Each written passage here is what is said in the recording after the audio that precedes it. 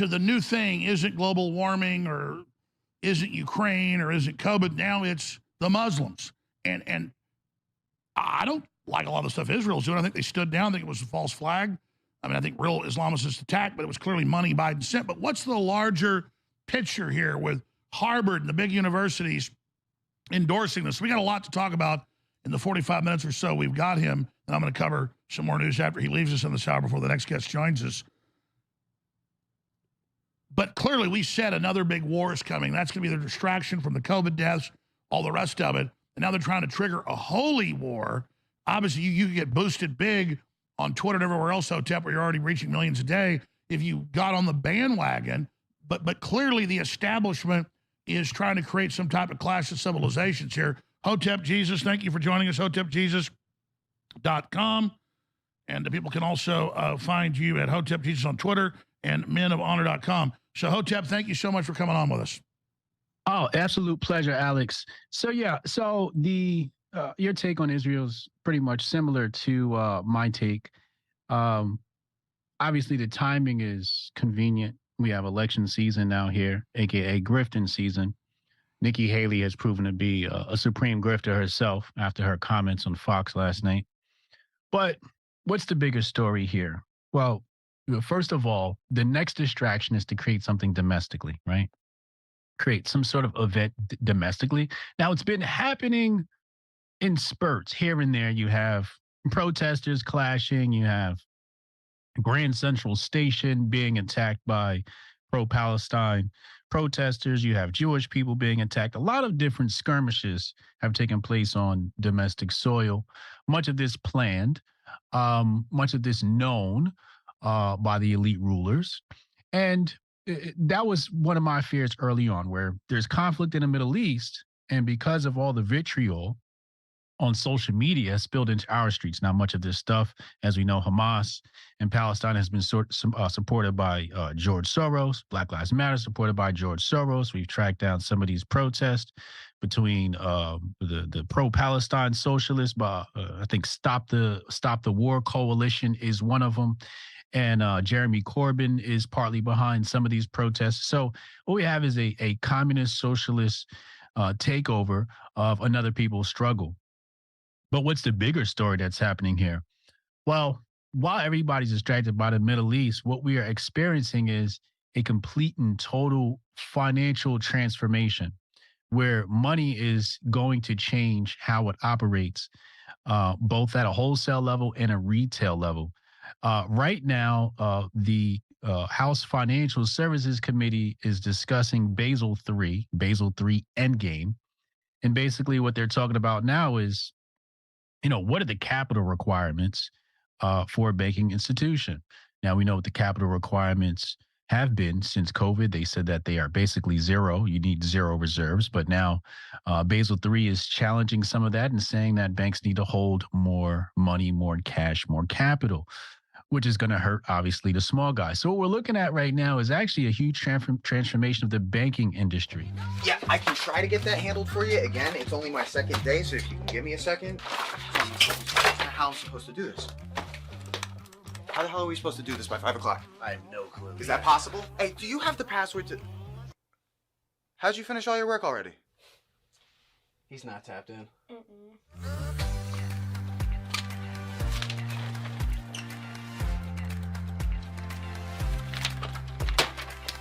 How'd you get that done so quick? They think they're gonna be able to budget that? It's money. That's money right there, you understand? You guys finished your work 6 hours early? He's not tapped in.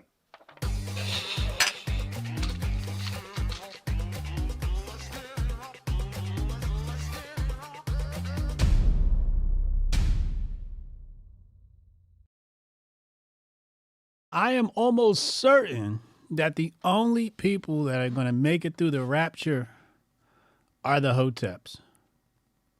The Grift Report starts now. 2, 1, boom. Hotep Jesus. Of all the Jesuses I know, he's the Hotepiest. Social scientist and YouTube host, Hotep Jesus. How the fuck do you get a name like Hotep Jesus? The one and only Hotep Jesus. Ryan Sharp, better known to the world as Hotep Jesus. Hotep Jesus. Hotep Jesus. Hotep Jesus. Hotep, you're a genius. HotepJesus.com. Somebody said, what do you think you are, some kind of Hotep Jesus? Ooh, And I that's was good. just like, ooh, that's sexy. Yes, I do think I'm Hotep Jesus. What's up, people? Welcome to the Grift Report, live Monday through Friday, 2 p.m. Eastern. I'm your host, the Grift God. Hotep Jesus. Hotep Jesus. Hotep Jesus. Hotep, you're a genius. HotepJesus.com. Oh, this a real Hotep brother. Hotep to all my Hotepistanis. Hotep to all my Hoteps. Hotep. What up, chat? What's happening with y'all? Okay, good. I'll be getting my money back soon. Good email update. Hold on, let me check on the chat. Haram Life, what up, man? How was the show last night, man? Nas, what up, bro? Don Day in the house. Rudy, what up? Rudy says his list isn't going to be true. It's a psyop. Damn. Maybe so. Don't forget, Men of Order hoodies on sale now. Hotep, you're a genius. HotepJesus.com. Go to menoforder.com. Get your Men of Order hoodies. We have 3 left. 3 left. Also, keep in mind that we did update this. We updated the sleeve here. Hold on. So yesterday I told you that the hoodie would have Master Your Mind before it masters you on the sleeve. But AG's had a merch. AG said it didn't come out right. So it just says Master Your Mind. And he's kind of right. It does look better with just Master Your Mind on the sleeve. So keep in mind that all of our merch will have something on the sleeve. There are copycats out there selling Men of Order merch. If you don't see anything on the sleeve, it's not official. If you don't see anything on the sleeve, it's not official. So we'll continue to make our stuff as unique as possible because many of the people that steal our stuff, they use like Teespring and all these other like, drop shipping type made to order accounts or services. And they don't allow sleeve printing, at least last time I checked. So we got 3 left in those. If you guys want to get one, go get one, man. So that's the all white jump off. The one I'm rocking got the red in it. The one with the red, we're gonna phase in at some point, but right now we got the all white jump off. And then we'll have the other ones coming soon. So 3 left in those. And yeah, go ahead and get your Men of Order support and merge together. With that being said, Hannah had some beef last night with Sharice on the timeline. Hannah made some comments about Sharice's dress, saying it was inappropriate or something like that. She was sticking her butt out. And then there was some back and forth. I would just like to say that just like with the Brittany Venti, Eliza Blue situation, I don't get involved in female shit. So we're not going to be looking at that today. If you were hoping we would talk about that today, we're not. I don't do the whole female beef thing. I stick to male beef, if anything. So we won't be covering that. But I did retweet it on the timeline if you guys want to see. It's pretty hilarious, if you ask me. Let's move on. More pressing things to talk about than 2 women fighting on the internet. All right, I got a couple of videos here. We're going to talk about some shit. We got some race shit in here as usual. Might take a look at this movie trailer if we got time. New black movie dropping. We got to talk about Hollywood. We're going to talk about Hollywood. We're going to talk about culture. We're going to a little bit of dating stuff in here. We got some clapbacks from Nick Fuentes against Rob Smith. So we're going to take a look at that. We got some conservative versus libertarian beef. We're going to take a look at that. And fake views. Influencers with fake views. We're going to take a look at that as well. Male beef. Pause. You right. That was definitely a pause moment. Okay, let's go into the goings into. Let's go into the goings into. Let's pull this video up. Take a look.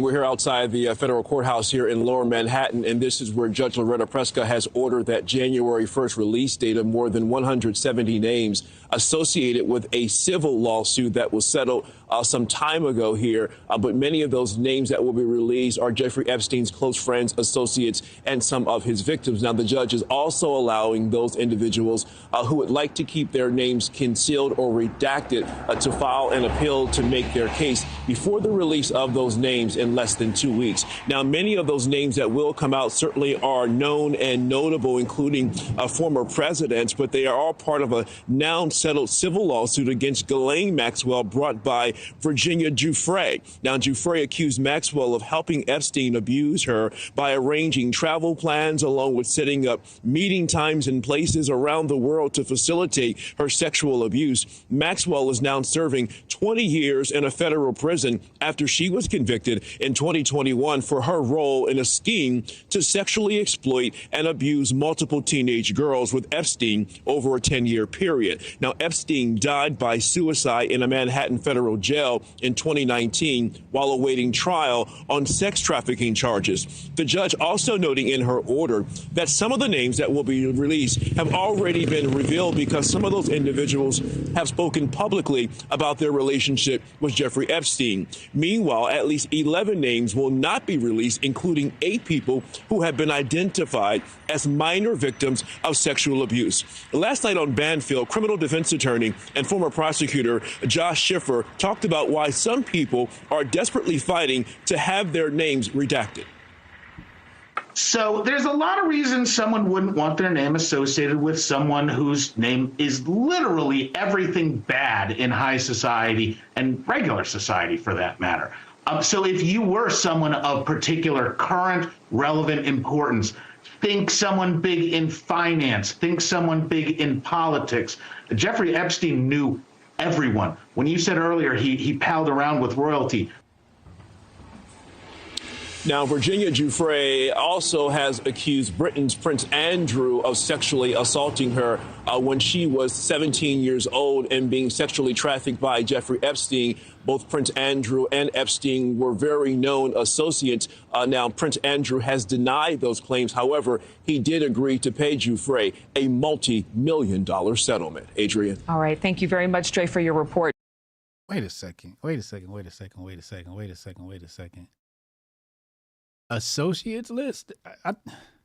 So this ain't the client list?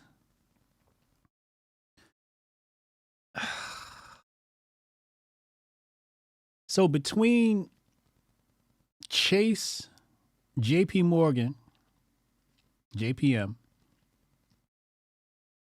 Chase, and the client list, like, what list is this? Let's go to the next video. I'm confused. This seems like a huge nothing. And too many of my colleagues, I'm afraid, are compromised in this area for whatever reason. Somebody just whispered in their ear, said, "Hey, you don't want something to come out on something else. You better keep your mouth shut on this." And that's exactly what they've done. And it continues to go, whether it's the honeypot that the Russians used to use or something worse. I don't know, but it's clearly, you see that up and down the line. You see good conservatives vote for liberal policies, and too many of my colleagues, I'm afraid, are compromised in this area for whatever reasons.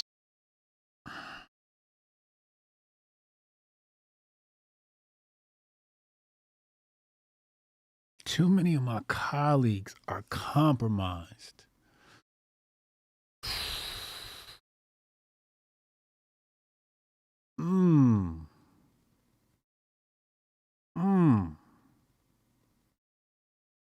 What does this mean for elections next year? Like, when this list drops, what is that?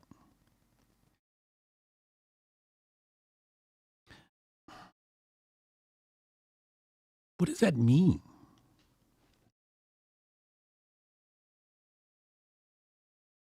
Because obviously they're going to put Trump's name's going to be on there, right? Trump's name's going to be on there. As you can see on the screen here, Bill Clinton's name's going to be on there, or should be. And who are the people that, well, they said many of them were minors that were redacted, and then the other ones could appeal and say, hey, you know, my name's on this list. I don't want to be included in this, which I get. You know, it totally makes sense, right? You wouldn't want to be associated with this at all because of the disgusting acts that were conducted by Ghislaine Maxwell and Jeffrey Epstein. So that makes sense. But this feels like nothing. It feels like there's two lists. There's the list of people who are participating in indecent sex acts, illegal sexual assault of minors and others. And then there's a list of people who are just associated with Epstein, right? And then various celebrities are probably going to be named. But that doesn't mean much. Like, saying the associates is much different than people who were transferring money through a Chase bank account. You know, it's like if Chase, hold on a second. Let's pull this up. Let's take a look here.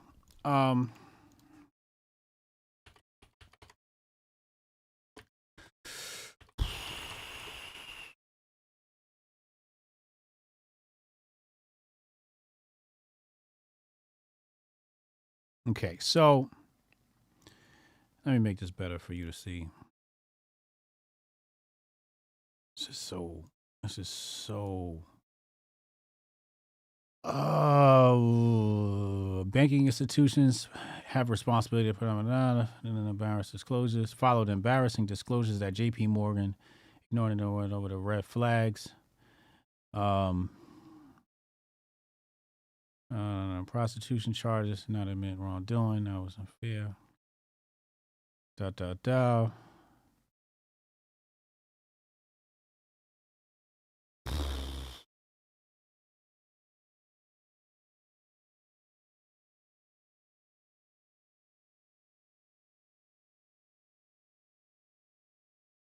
If there is a paper trail,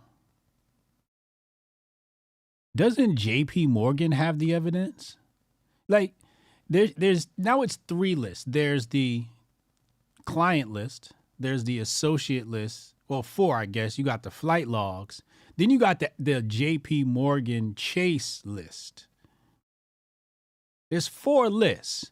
And it seems like the one that they're talking about is probably, you know, the least important.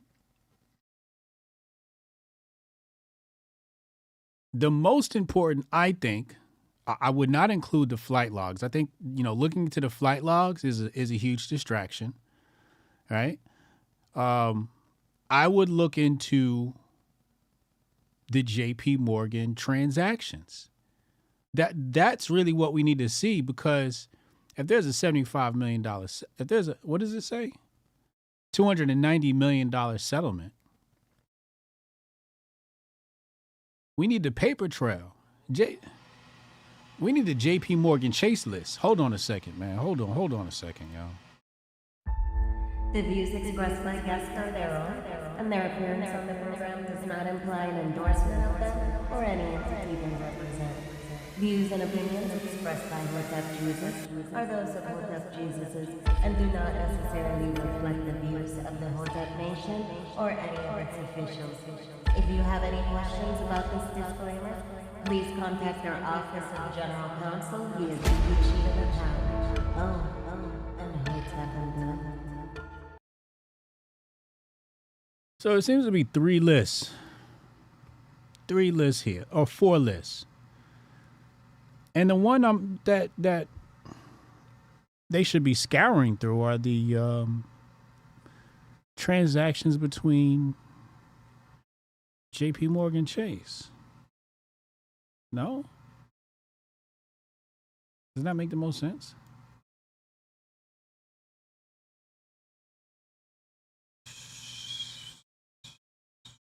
"15 unidentified victims submitted written declarations. Da da da da da da da da da da. Okay, attorney generals from 16 states and Washington D.C. raised concerns about some of the settlements language in a letter to the judge. They said a broad release given to J.P. Morgan might preclude some states from bringing their own sex trafficking claims under federal law to permit states. Okay, da da da. Okay, here we go. The settlement between Mr. Epstein's victims and J.P. Morgan resolves a lawsuit filed last November on behalf of victims whom Mr. Epstein sexually abused over roughly 15 years, ending in 2013. The lawsuit claimed J.P. Morgan ignored repeated red flags, right here, that Mr. Epstein was trafficking teenage girls and young women for sex. J.P. Morgan got the evidence.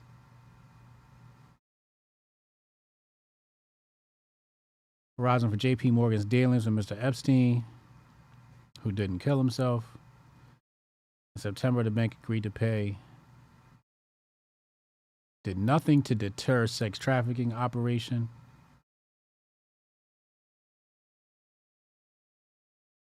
Wait a second. If there are what are the red flags? This is the information I can't find. What are the red flags in the transactions? And who are the transactions between? It seems like we're getting a whole bunch of lists, but not the important information.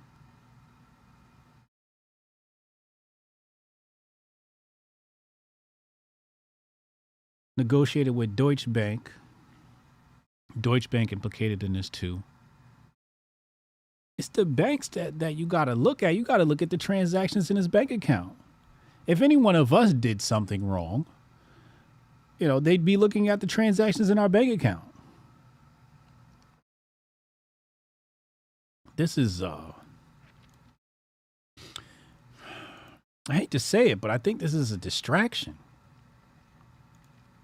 And I know people use that too much, but this list may be a distraction from the real hardcore evidence, which is the JP Morgan Chase transactions.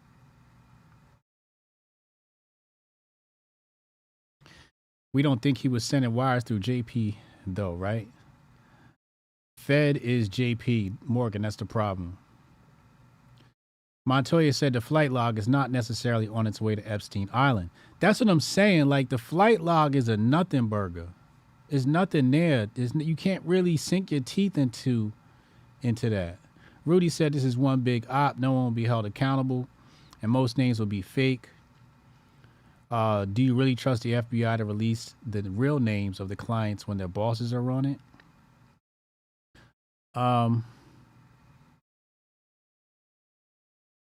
Amanda Bynes did a podcast with a girl casually talking about being a lingerie model at age 14 in LA. That's insane. That's fucking insane. Dark Star, what up? He said the minors who got SA'd won't get their names dropped. That's what they did to get famous. Huh? I don't understand that statement.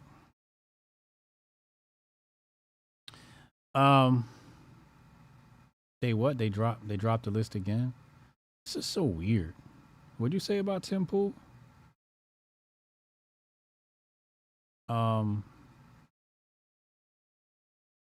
Yeah, this is what up, AK? This is weird. What's Rumble saying? What are my Rumblers saying? Shout out to Retro Neon. Another mass shooting? That's not the one overseas, is it? Let me take a look here. Where is this shooting? Where is this? What are you talking about?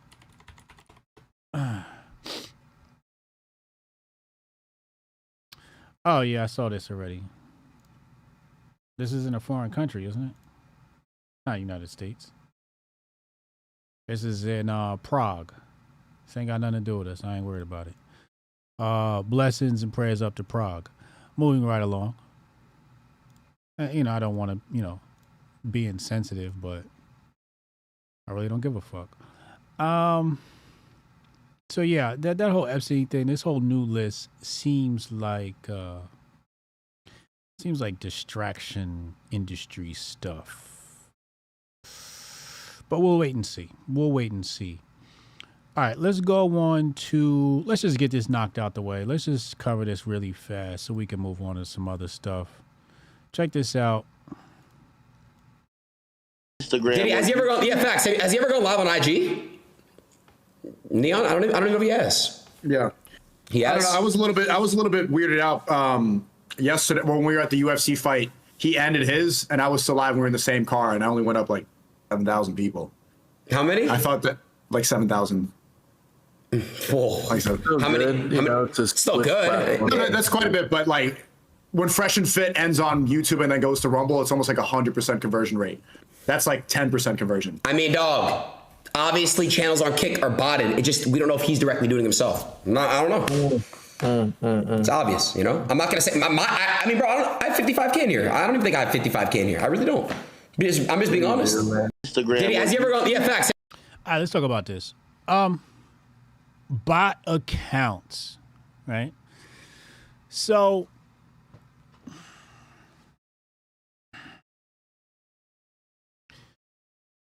let's talk about how bot accounts are perceived by platform owners. So put yourself in the owner's shoes. You run a social network, streaming platform, or whatever, right? And basically what you sell are eyes. You sell eyes to advertisers and you sell them to investors, right? So to get to your next round of funding, et cetera, they're going to ask you, well, how many daily active users do you have, et cetera, right? Cool. If people are botting your platform and it comes, let's say you're a publicly traded company and it comes time to, share earnings, and they ask about your users, you're going to include those bot accounts. If you're going into an investor meeting and you're looking at your analytics, you're not looking at your analytics and trying to discriminate, what's bot and what's real. You might do that internally, but externally, you're going to walk into that investor meeting and you're not going to tell them that 40% of your traffic are basically, bot accounts, burner accounts from the same country, like Malaysia, Philippines, Vietnam, whatever. And we talked about that with that Mario guy this week and how people were accusing him of botting his Twitter spaces. And then people were like, Elon, you have to do something about this. And I'm like, well, Elon's not going to do anything about that because you can bot and not be malicious, right? So if you're botting, for example, right? When I botted my Instagram account, basically what it was is, and this is in my book, Dominate Twitter. So basically what it is a piece of software and it's just a like bot, right? And all it does is it takes my account and, for example, I'll throw, let's say Candace Owens in there and Cornel West or whatever, right? I'll just take a list of names and I'll put that into the software. What it'll do is it has a scraper and the scraper is going to scrape. And in this specific case, we were scraping comments so that we know these are live and real people. So we scrape the comments, then we go and we like one photo from their account. And it does this automatically and it runs in the background on your computer and you just kind of go on about your day. And that's how I got my first account to 10,000 followers, because at that time you couldn't, I think it was like you couldn't go live without 10,000 followers. So I just botted the account, and again, these are all real followers because people see I like their picture, they come to my account, they go, I like his content, so let me follow. So in this way, botting is not malicious. It actually improves the platform because people go, oh, wow, Hotep Jesus just liked my post. They don't know it's fake. You know, they think it's real. So that was my first account. My first account got banned. My second account, I didn't have to do that. I just opened up a new account and I got to 10,000 followers really fast. But my first account got banned because I was exposing the pedophile agenda on Instagram. So they banned my first account. And that account was approaching 50,000 followers from botting it, right? So anyway, so in that case, the type of botting that we were doing was not malicious. Now you have malicious botting, which you'll see is like very spammy, right? And you'll see that on Twitter where it's spammy and it's like all these comments about, hey, you know, buy my crypto course or buy my trading bot, right? And it's very annoying. So companies know the difference between good botting and bad botting. So the bad botting, they are looking at that like, okay, you're ruining the experience. So we are going to do something about that, right?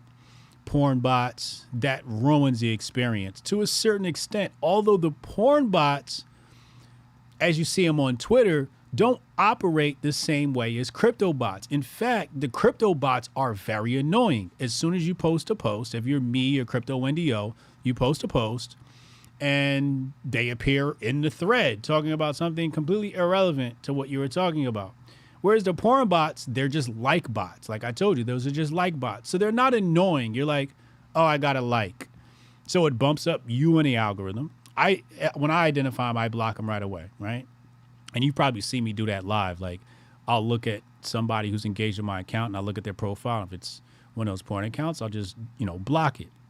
So in that way, the porn bots aren't annoying on the platform like the crypto bots. So platforms aren't really enthusiastic about destroying all fraudulent traffic because they sell that fraudulent traffic along with the real traffic. Now, much of this stuff is out of our control as content creators. For example, if you go look at my Instagram account now, I'm being targeted. I don't know by who or what, but basically somebody's trying to destroy my account, my Instagram account. And what they're doing is well, let me not say they're trying to destroy my account. Let me take that back. They are destroying my account. Now, whether they're doing so purposely or not is another question. So what happens is, that's why I tell people don't buy fake followers. So what happens is when you flood somebody's account with fake followers, the algorithm looks at the amount of engagement on a post versus the amount of followers you have. And if the ratio is low, you get downranked in the algorithm. If the ratio is higher, you get bumped up in the algorithm. So right now, somebody is flooding my account with thousands or maybe hundreds of fake accounts that are just following me. And obviously, it would take me all day of my life to sit there and block them all. I just can't do it. So my algorithm is getting crushed right now without my doing. So when you see something like this video here, Aiden Ross is very honest where he goes, we can't say Neon himself is botting the account. It may be somebody else. It may be somebody else who has an interest in seeing Neon do well. It may be the Kick platform. I don't know if it is, don't know if it's not. But botting does happen. And yeah, I just want to give you guys some education on how the bot stuff works and why certain companies would keep the bots running. Meta said the porn bots are annoying because I get 1 or 2 every day. I block them. I also block the crypto. Yeah, I try to. They're easy to block on Twitter. I don't get targeted as much on Twitter, so they're easier to block on Twitter. But they could ruin your algorithm on Twitter too. Hotep getting closer. Add to formula election year. Keep it simple. Yeah. Hotep, you're a genius. HotepJesus.com. What up, nerd? What's going on, bro? We got the Nerd Nash Black Twitter Report coming tonight on Hotep's Been Told You with Uncle Hotep tonight, live at 8 p.m. Make sure y'all tune in. Hit the subscribe button. Hit the like button, please. I've had 30 bot follows overnight every few days. It's exhausting to block them, says Carlos Africa. Is that on Instagram or Twitter? All right. Anyway, so, I don't know if you guys saw this clip. I just want to give you some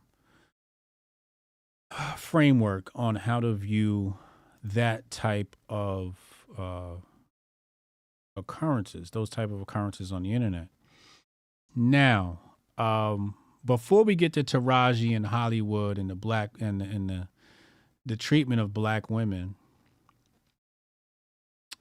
let's just go. I'm trying to figure out what order we should go in. Order is very important. Let's go here. Let's do this. It's a very interesting conversation. I like talking about political ideologies. So Martyr Maid says here, the anarchist strain in the libertarian movement has helped create a puzzling situation where libertarians can get really worked up about war, police abuse, the Fed, or the drug war, but can't muster the same emotion for the unprecedented constitutional abuses by a regime becoming more openly authoritarian by the day. Most libertarians don't seem to have much interest in the Constitution, and they consider the abuses internecine squabbling between members of the hated political class. This is all fine and quite understandable, but it should be disqualifying for any person or party seeking political office. Interesting.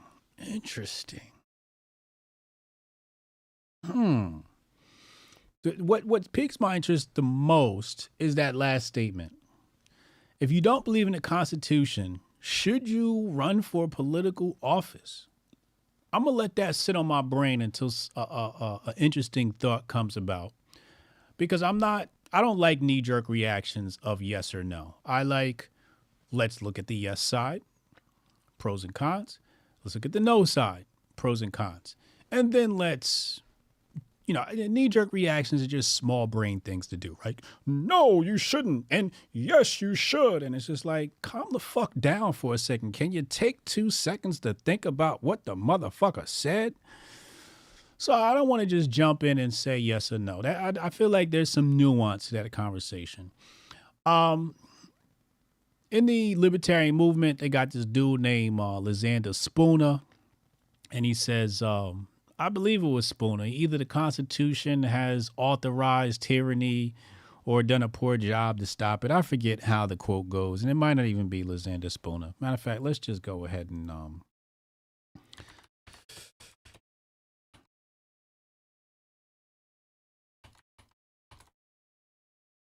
let's see here. Yeah, it's Spooner.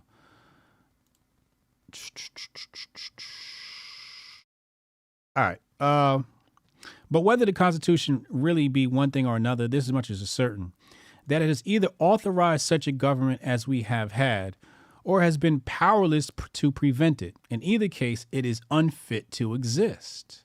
Right? So this is Lysander Spooner in No Treason, the Constitution of No Authority. I have not gotten a chance to read this document because I'm studying money right now. As cash rules everything around me. So it's very important for us to understand that. And then we can come back to some of these political ideologies and arguments. So when you talk about libertarians and the Constitution, they're looking at it like the Constitution authorizes the tyrannical government. So why would I affirm its existence? Dave Smith says, I don't think this is right at all. I'm sure you can point to a few people, but overall, there is probably no group who has been better on criticizing unconstitutional abuses, and the anarchists have been the best out of the libertarians. We just recognize that the Constitution is words on a paper and has been largely ineffective at stopping those abuses. This is true. Dave Smith is correct here. I agree with what he's saying here. It's also like you can't, if there's one group you can't quite define, it's the libertarians. Libertarians are some weird motherfuckers, okay? And you got different types of weirdos in the libertarian movement. Like you got the OnlyFans buyers, libertarians. You got all types of libertarians. You know what I'm saying? Like you got the libertarians that want to do meth and, you know, whatever. But there are libertarians that will talk about unconstitutional abuses, right? So it is an unfair assessment to group. And that's why I can't really criticize the libertarian movement as a whole, because you got legacy libertarians, you got establishment libertarians, you got the Mises libertarians, and then you got the anarchists. And then it's just a very gray scale. No, let me say this. It's a rainbow. It's a very colorful coalition. So let's go back. So Cernovich says, they are children with no real understanding or concern for social fabric with a hint of utopian thinking. For example, they wanted drugs legalized. We have that in San Francisco, de facto. How's that going? They'll always claim that's not real libertarianism. He continues, he says, to be a libertarian is to refuse to accept that there are second and third order effects from degeneracy. Just like people do drugs, man. Great. We did that in San Francisco and LA. Now what?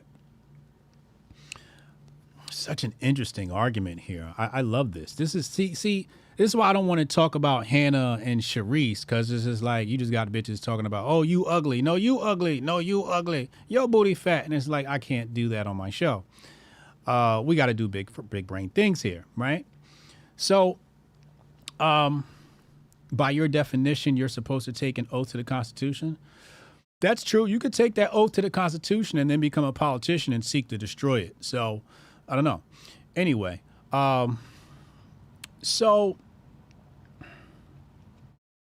when he says they are children with no real understanding or concern for social fabric with a hint of utopian thinking, he's wrong. Cerno's wrong here. If there's anybody that has any real understanding of social fabric, it's definitely the libertarians. The libertarians probably have more understanding of the social fabric than the left and the right combined, okay? Utopian thinking, however, is a part of their doctrine.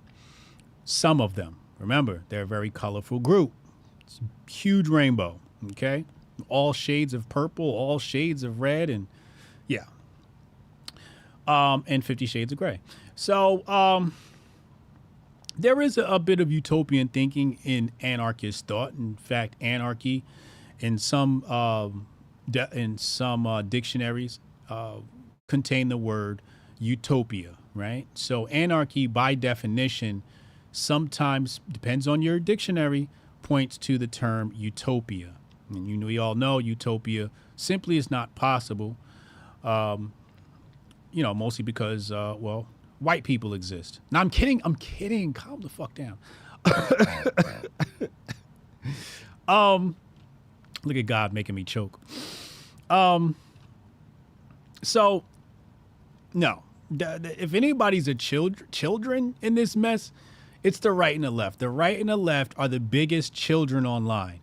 I mean, every day we wake up and they're just fucking, It's a food fight every single fucking day. Oh, you're bad. No, you're bad. No, you're evil. No, you're a bad guy. So I can't agree with Cernovich there. Let's go to Dave Smith's response. So Dave Smith says here,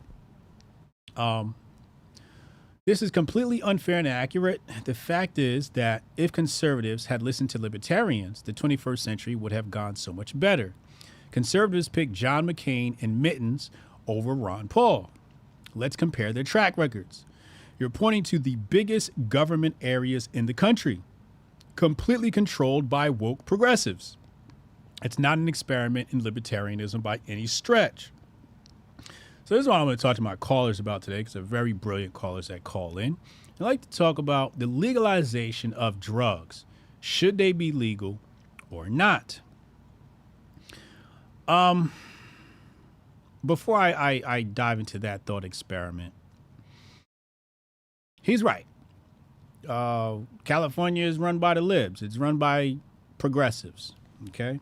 And I wouldn't use the term woke progressives. In fact, woke is a very terrible... If you're going to be an intellectual, don't use the word woke and wokeism. I was listening to Charles Haywood. I'm going to have to get Charles Haywood back on here. I'm a big fan of Charles Haywood. And I heard him say wokeism. And I know what, people try to purport when they use the term wokeism. But it's a very bad term to use.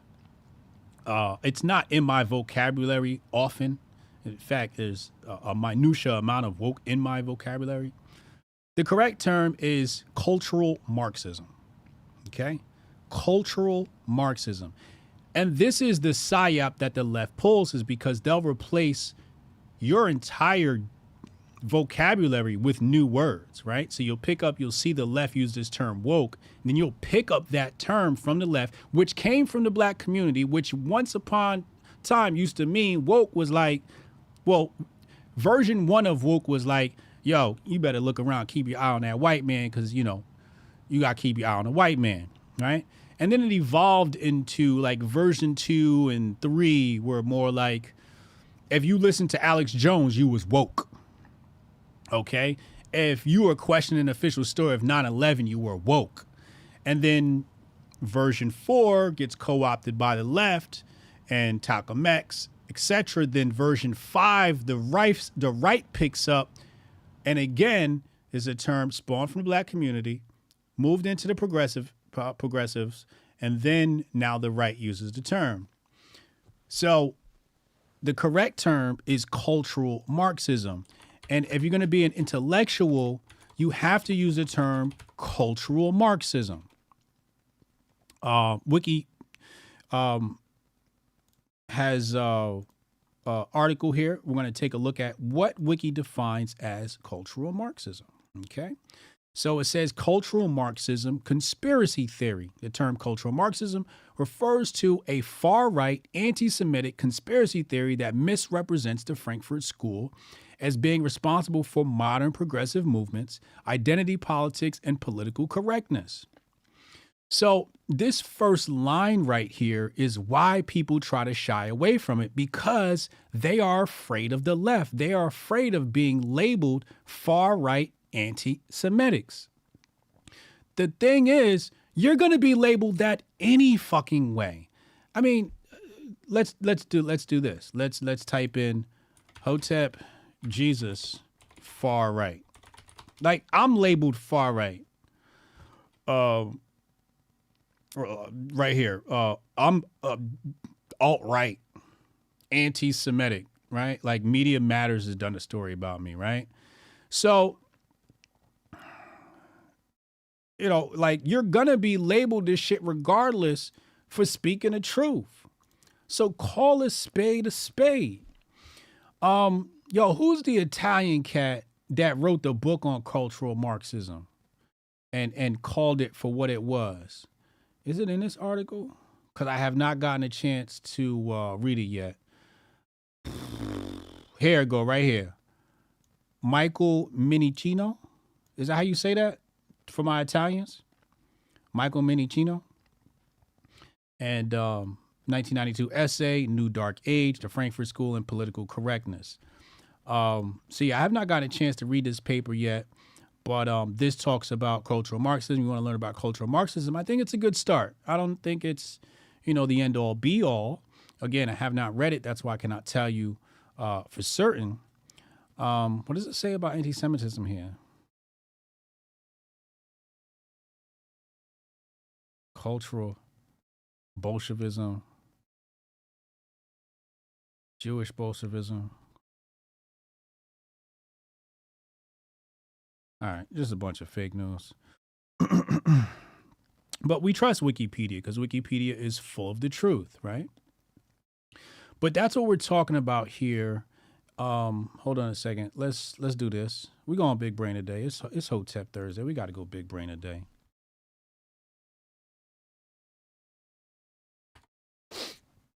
Thank me later.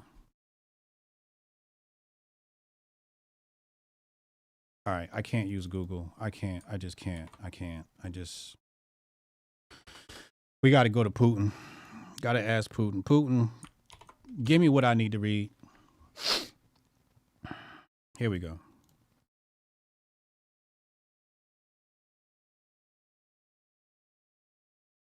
Bolshevik intelligentsia. All right, what time is it? 2:47? All right, for the sake of time, let's just go back because we got other shit to cover today. Because I'll be here all day researching this shit. Point of the matter is, we have to substitute woke for cultural Marxism. Now, Scott Adams says not to use the term Marxism because he says nobody knows what it means. And I disagree with that. I think we should use it because nobody knows what it means. It's a type of thinking that Alexander Hamilton had, is where people seldomly judge properly, so we have to judge for them. People are stupid, so we have to think for them. Where I think it's about, there's a segment of the population that is completely retarded, but there's a segment of the population that is quite open to learning, wants to learn, hasn't heard about these terms, and needs to learn these terms. But when you say woke, like, what does it point to? When you say woke, what does that point to historically? What does that point to intellectually? It points to nothing. It leads you down not a single rabbit hole. Woke is a dead-end term. It's a dead-end term.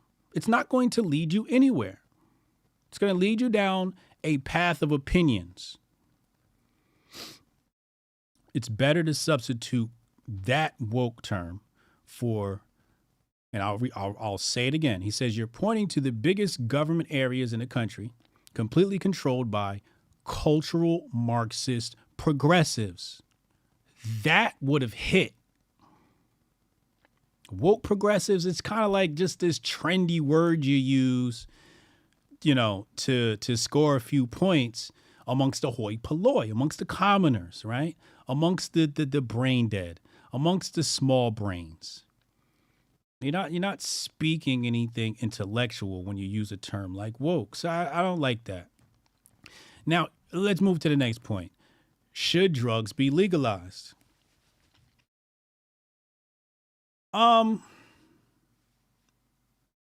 There's a part of me that thinks that drugs are made illegal so that there can be a proliferation of the dark market, right? And the Epstein type transactions. So the people who control the courts are also in cahoots with the dark market. And by making something illegal, it's participating in, it's not price fixing, but it's a form of communism where you disrupt the economy. And the other thing about making drugs illegal is meaning that people can't self-medicate without being locked up, right? So somebody will do dope. Now, if you go break your leg, you're going to go to the doctor and he's going to hand you legal dope. So they got illegal dope and they got legal dope. So the other thing about making drugs illegal is so that Big Pharma can push out legal drugs and sell those. Cocaine is also one of those drugs that they deem illegal. And there's also conspiracy theories about how cocaine makes you productive or whatever. So they don't want people on cocaine, but I don't know how true that is, although there's probably some merit to that. And then if you think about the things that they do make legal, they make the sedative legal, marijuana, right? They didn't say, oh, let's legalize cocaine, because if they legalize cocaine, everybody did cocaine, like America would be a bustling industry. But if you got everybody high and happy, like, I'm going to be honest with you, a bunch of potheads is not about to start no revolution. A bunch of potheads are not about to be super active. They're going to be sedated. They're going to sit down on the couch. They're going to eat a bunch of munchies. And they're going to play video games all day, right? And there is a segment of them that's also going to be productive and artsy and creative. But they made that legal because, well, now they control the industry and they're giving us some government-grown weed, and it's like, it's very bad for you.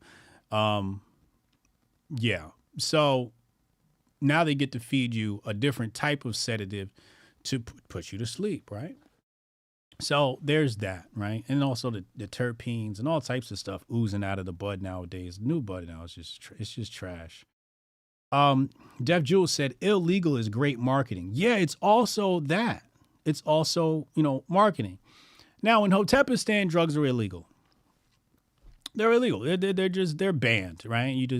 And we don't lock you up. We just kick you out. You just can't stay here. You want to do cocaine? Go fucking do that shit somewhere else. You're just not going to do that here. You want to do dope? Sure, just not here, right? We will be using plants, maybe the coca leaf, for medicinal purposes. We'll study it for medicinal purposes. But in a place like America, United States of America, making drugs illegal is a way to alienate the population. It's a way to incarcerate the population for, well, let's talk about the competition to Big Pharma. The competition to Big Pharma are drug dealers, right? So it's like, we don't want a competition. We got to eliminate the competition, so make them illegal. So there's that, right? What was the point I was trying to make before that? I hate when my brain forks and I come up with a new thought and I forget the old thought. But the new thought is probably better than the old thought anyway. But so making it illegal in a place like America doesn't quite make sense, because you just incarcerate your public for nonviolent crimes. I think violent crimes, people should go to jail for in some circumstances. For example, if you sexually assault somebody's daughter and he takes your life, I believe he should be let go. He should be slapped on the wrist, put this guy on probation, say, hey, you did something bad, but we understand, right? Because you just can't repair a girl's mind after sexual assault. You just can't do that. Like, that's damaging forever. Like, she won't even have a normal relationship. It's just, I couldn't even sit here and try to imagine what that could be like, right? So the system's flawed in that essence. But my point is, violent crimes, yes. Nonviolent crimes, it's just like, we really locking people up for doing cocaine? We locking people up for doing dope? Like, you can't, like, it's really weird that we do that. And I don't think it should be done. Especially when you got, now remember that lady that was, let's get her name. Hold on now. Let's get her name. We got to put her on a Summer Jam screen. Where is she? She worked for the government, and she was trafficking fentanyl.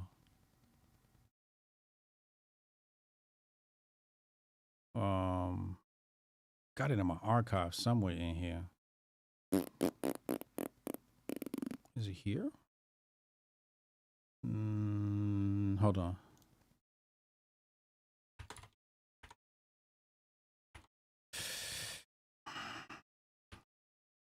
No, she worked with the police.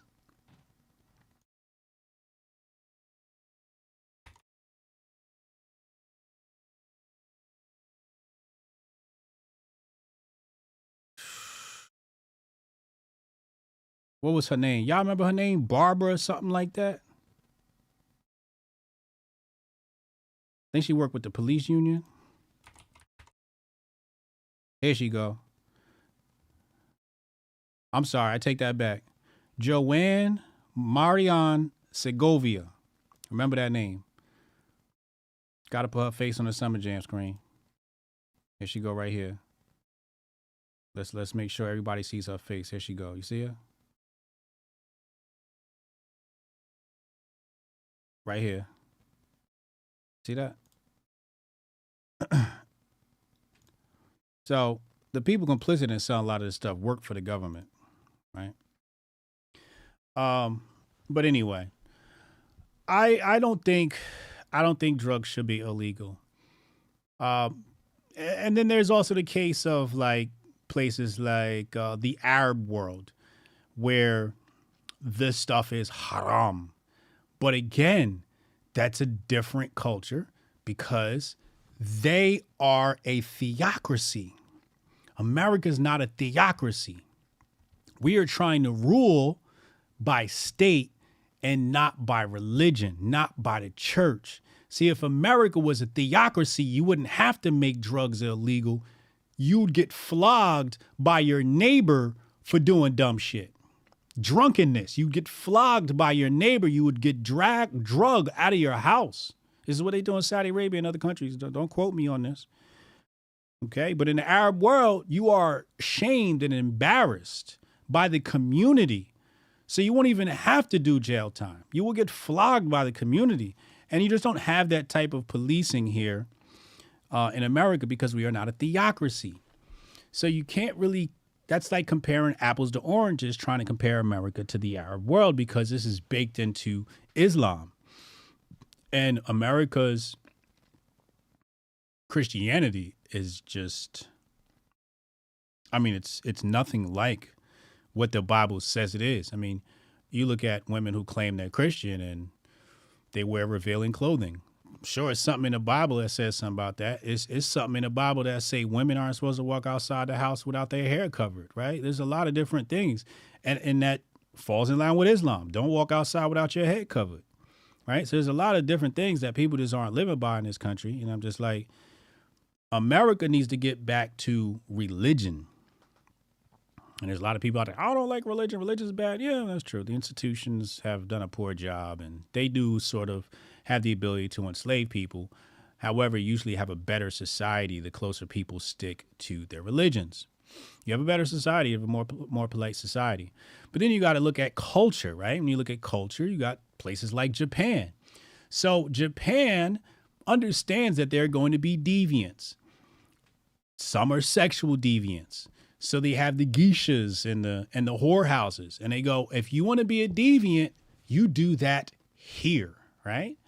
But there's a certain pride about the Japanese where their streets don't look like New York City. Their streets don't look like San Francisco.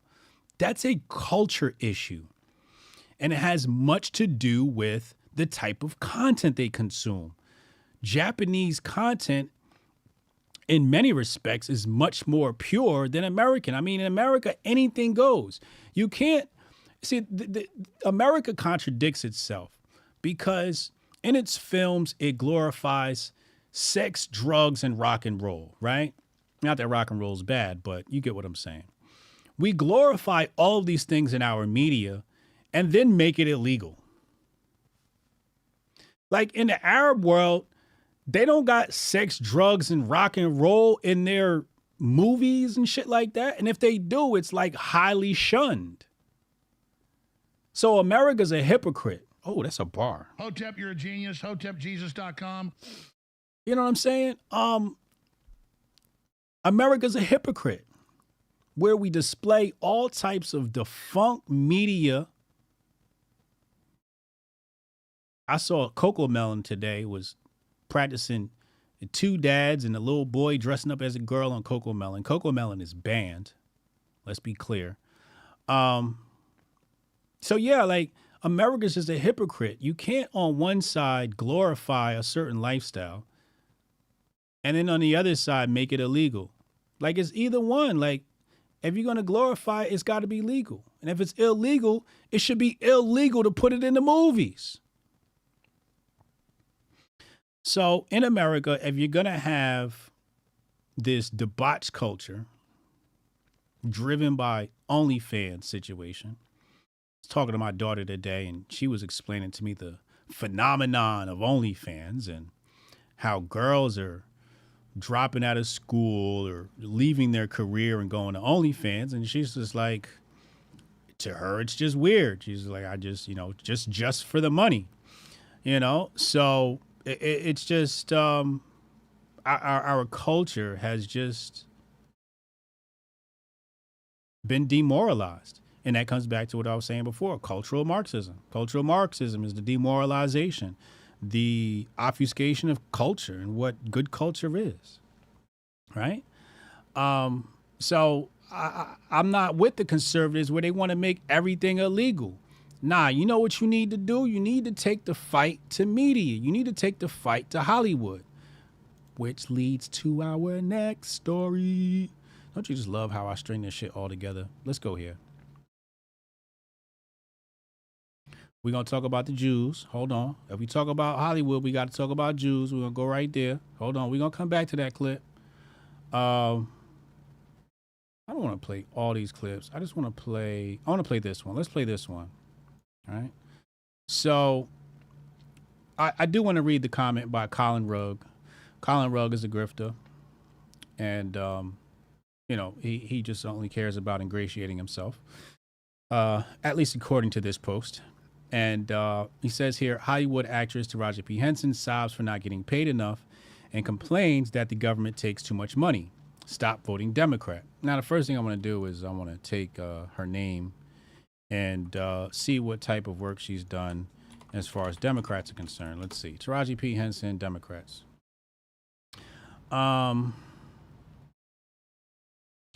So Taraji P. Henson here,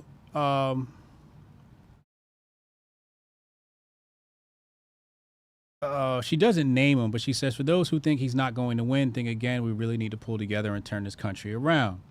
So she has said some alleged anti-Trump stuff. And here she is in 2019, where Taraji P. Henson says, wants Joe Biden to run for president. Save us, save us, save us. Okay? Cool. So that checks out. Fact check, true. She just sucks at fucking politics. And as you get into the video here, we'll take a look at why she sucks. Now, Colin Rugg's comment is, stop voting Democrat, right? And I don't like that.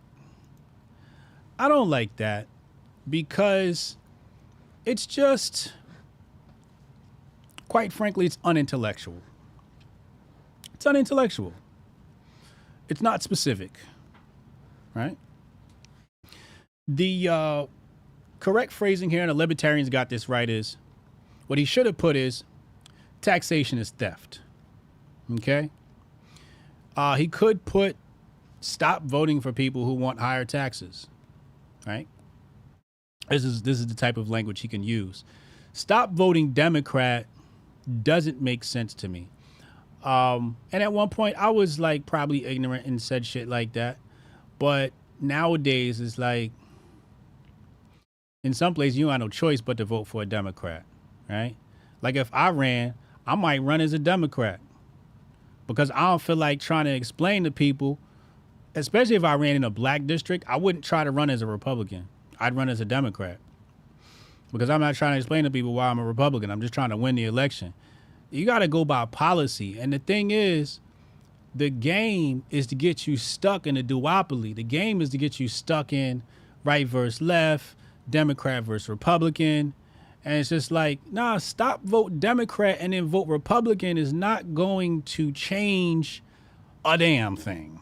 Okay? 1913 happened And nobody's really doing anything about that. So let's go into the video.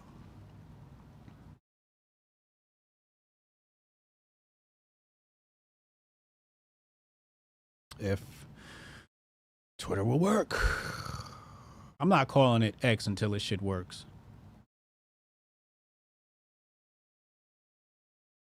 Are you thinking about it? I'm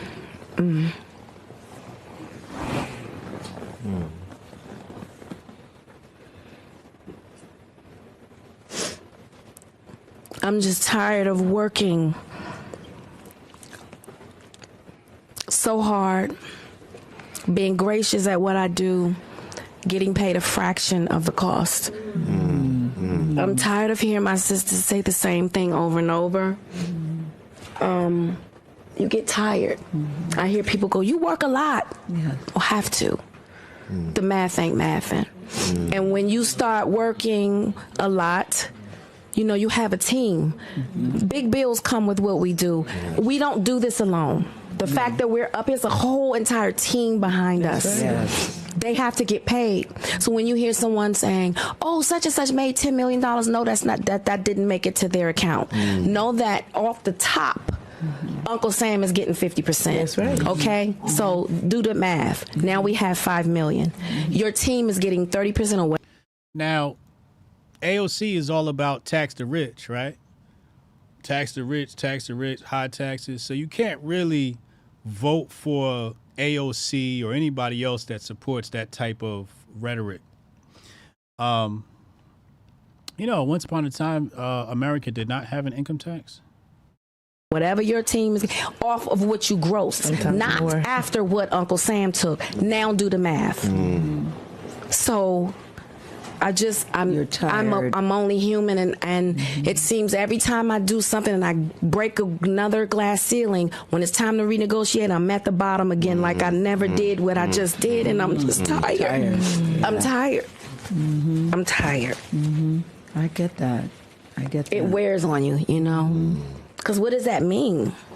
What is that telling me? What is it telling me? Yeah. And what does it tell me? Yeah. You know? And if I can't fight for them coming up behind me, then what the fuck am I doing? I'm sorry. Yeah. Okay. So she's obviously distraught. My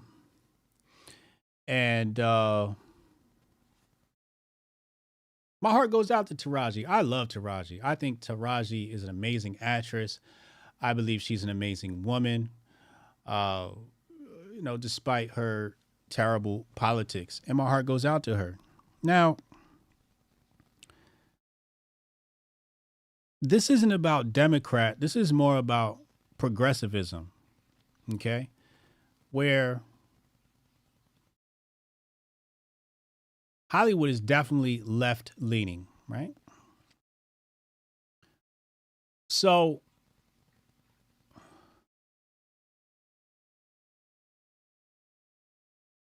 who is it that's not paying black women?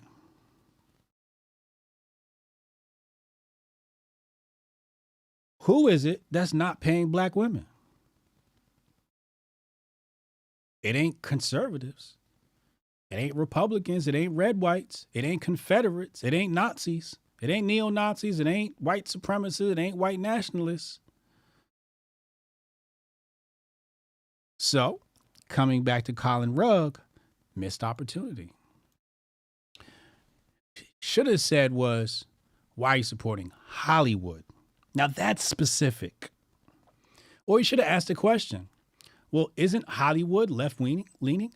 Why are they not supporting black women? Why are they not giving black women equal pay? Why is the side fighting for equal pay not equal paying black women? You got to be very specific and say Hollywood. Hollywood, big donor to the Democratic Party, but not paying black women. So what's the truth here? What's the truth here? I think it's sad that she has to go through this. I think it's fucking utterly disgusting that the people who run Hollywood won't pay her, okay, what she deserves. As far as negotiation, people are saying she should negotiate better, et cetera, et cetera. I don't really want to touch on that because most women just suck at negotiation. That's like a known fact. Maybe she needs a better agent or something like that. I don't know. But hearing that she walked with $100,000 for Benjamin Button, I'm like, damn, like $100,000, that's all you got? You know, this is where the black community needs the Bloods and the Crips. The problem is it's going to be the Bloods and the Crips against Mossad. I wish all the black people were as smart as Hotep Jesus. And I wish all the white people were as smart as Hotep Jesus. And I wish all the Hispanics were as smart as Hotep Jesus. Because that guy, he really gets it. He knows how to boil it down. Let's go to the next story. Now let's take a look at this. People want to know, what's the problem with the black community? Okay. So let's play this video. It's talking about the Jews. The Jews, in the Yiddish language, there's this word fargin, beautiful word. And here's what it means. It means that if we are in a community and you're doing something, even if somebody outside the community can do it better, cheaper, and faster, we buy from you. And when you get it wrong, we come to you. This wrong, fix it. Then we buy again. It's called fargin. Go and look it up. The Jew. All right, I'm going to look it up. Fargin.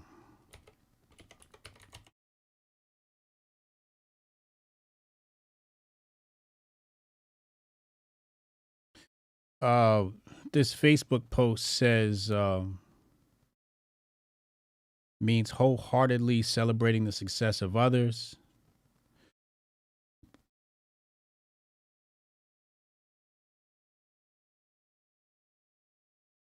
It says here, a South African influencer, I guess this is who they're talking about in this video,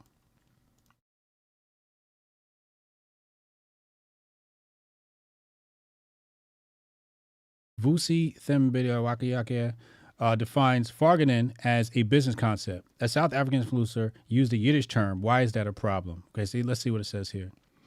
It's going viral on social media for sharing a Yiddish word, fargin, which means to take genuine pleasure in someone else's success or joy. It's a concept that is not immediately translatable to English and a reminder of the enduring beauty of the Yiddish language. He claims the word fargin actually means to support your community by buying inferior products from them until they succeed, saying that is a cultural business concept. In another clip, he extends the concept beyond the Jewish community to describe why people are buying more Chinese-made products, that the Chinese will invest in their products until the products become good enough to sell them abroad. He claims fargin is why they do that. Fargin has never had the meaning of ensuring the success of Jews or anything close to that. Research before you share. Not only in his definition of fargin wrong, it's dangerous. And then they go on to claim that it's anti-Semitic. So he told me to look it up. I looked it up, and that's what the Jews say it is. Or at least that Jew. That's what they say it is. But I heard a story that the Asians practice the same thing. For example, there was, and I told this story in the past, there were some black girls who opened up a hair supply shop, beauty supply shop in California. Now, if you know anything about California, California is basically Little China. So they opened up a beauty supply shop. And if you know anything about Asians, they run the beauty industry in America, at least the black female beauty industry. And I don't like them. I don't like the Asians sometimes. Let me be specific. I'm going to tell you why.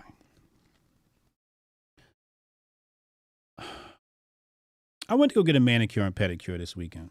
I get one every year, and it's rounding about the end of the year, and I'm like, I got to go into the new year, get my manicure and pedicure. So I go online and I search and I try to find what good reviews. I find one and I'm like, all right, cool. We're going to try this one out. It's open on a Sunday. Sunday is when I had time, so I went. Okay. I walk into the shop. There's an young Asian woman at the desk, and there's an Asian guy. He's doing somebody's nails. And I walk in and I say, hey, how you doing? I'm here for my appointment. Appointment. Appointment. Nails. And she turns around, she looks at the guy, and then he says some Chinese shit to her. And then they going back and forth. And then she turned to me, she like, what? And I said, I have an appointment for a manicure and pedicure. And she's still looking at me crazy. Now, keep in mind, I got on a hoodie. My dreads is hanging low. I'm looking thug maxed, okay? But that's how I look. So I point to the computer. I said, Brian, because that's my first name. I said, Brian. So she walks over to the computer. She types in. She goes, oh, Brian. And then he go, number two. And he send me the number 2. So I go to the number 2 chair. I sit down. I turn on the massager. Lady doing my feet. All right. So she do my feet. All well and good. And then I head over to the manicure station after my feet are done. And then he's done. And I look at my nails and I go, oh shit, they're uneven. Now, ladies and gentlemen, anybody here can tell me, when you go get your nails done, are they supposed to be even? Are they supposed to be even? Because when I left at it, it was just, I'm like, I could have really, I just needed them to get at my cuticles. I didn't feel like doing the whole cuticle. I didn't really care about the nails, but I need you to do my cuticles. I need you to get my cuticles right going into the new year. And then my nails came out and it was just like, they were looking raggedy after he filed them. So it was like, they treated me like a second-class citizen. And these Asian motherfuckers in all these black neighborhoods treat us like second-class citizens. And I can't stand it. And I wanted to have a moment of Asian violence. Hotep, you're a genius. HotepJesus.com. I really wanted to. I wanted to have that moment where, like, I understand now why motherfuckers be going upside. Now, I'm not saying you should do it. I don't condone it. But I understand. If you go upside some Asian man head on the street, I understand. Because these motherfuckers got no respect at all for black people, especially. It was like, they were like, why would I be doing? It was almost as if he was like, I can't believe I'm doing this black man's nails. Like, he didn't want a service.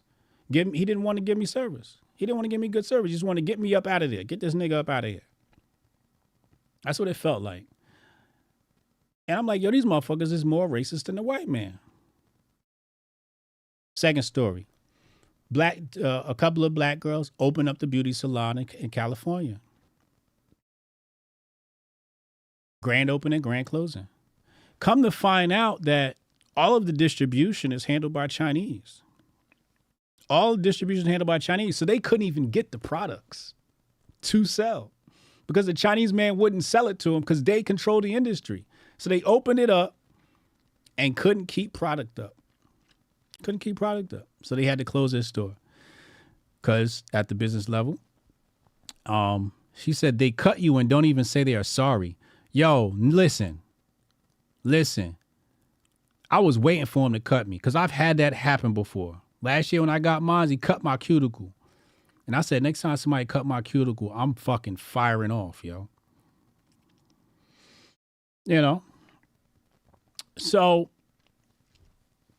they have a monopoly on the supply chain as well, the chairs, etc. Yeah, they control the entire industry. So this fargan may not be a true thing, as what this gentleman is saying here, but there are groups of people that practice it. I prefer to use the term nepotism. And that's what black people need to do better of. We need to start practicing nepotism. You're going to create black films, let's create black films. Let's figure out a way to distribute them through black networks.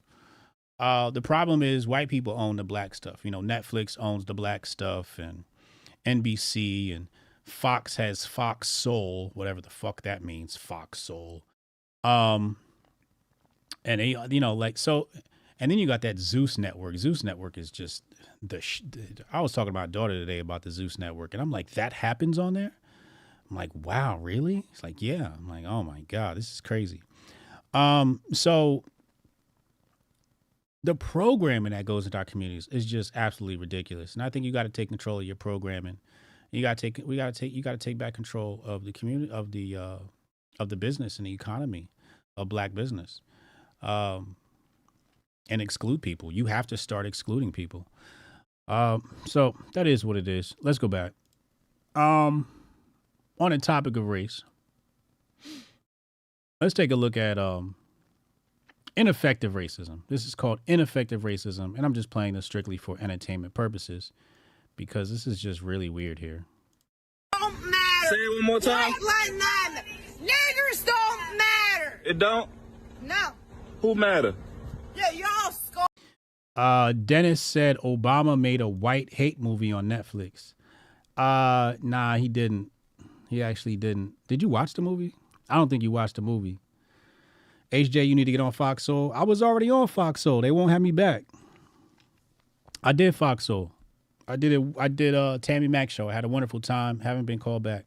Actually, I got called back to Fox Soul. Somebody looped me in. And then the day of the interview, they were like, hey, you got to sign this contract. And I was like, I'm not signing that contract. I have an edited contract that I negotiated with Fox Soul previously because this contract that y'all giving to people is some bullshit. Because I go on Alex Jones and all these different places and nobody ever makes me sign a contract except for Tim Pool. Tim Pool makes you sign a contract. So he gave me this bullshit ass contract. And I was like, I'm not signing it. I already have one on file. So they send me an email back and they go, okay, yeah, we do have your contract. Never mind. Just show up 3 p.m., whatever the time the interview was. So I pull up to the Zoom at 3 p.m. or whatever they told me. And I get there and it's like 30 people on the Zoom call. It was probably only like 10, but it's all these people, different people on the Zoom call. And there's like conversations going on. Some people are producers and there's all types of stuff going on my Zoom screen. So I get in there and they're like, Hotep Jesus? Yeah. We don't have a contract for you. I just grabbed my mouse and I just hit the leave button. I just left because obviously you don't want me on the network. And really what that is it's culturally Marxist subverted black female minds. You see how specific I get with my speech? Culturally Marxist subverted black female minds. Minds have been subverted with cultural Marxism to deem me as an enemy. So they want to marginalize me and blackball me. So that's Fox Soul. And as a whole, Fox could just kiss my ass, just as a whole, Fox could kiss my ass. Yeah, just being honest, Fox News can kiss my ass. They can kiss my whole black ass. Pause. Let's go back. Balls are thicker. Okay. Your baby's different. Okay. Y'all are not us. Okay. Who matters? White power matter, you say? Look at this bitch. Like that. Hey, yo. And you tried to fuck me. No, I didn't. Ew. Get your nigger ass up. Ew. Racist, yo. Racist.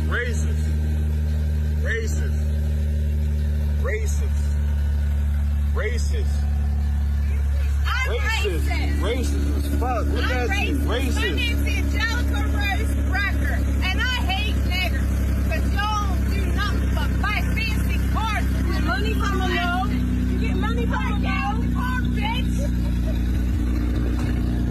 Don't matter. So this is what I would call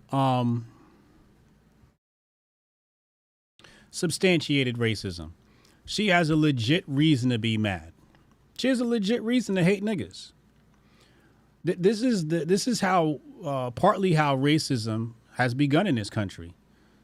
Poor whites just mad at the world because they're seeing themselves. They were told that they are the majority in this country and they expected their life to be a certain way. And when they see niggas doing better than them, it hurts their ego. So when you see racism, blatant racism, it's usually from a poverty mindset. It's usually from poor white trash. So this is called ineffective racism, but it's substantiated because she has a real reason to be upset. Look at her.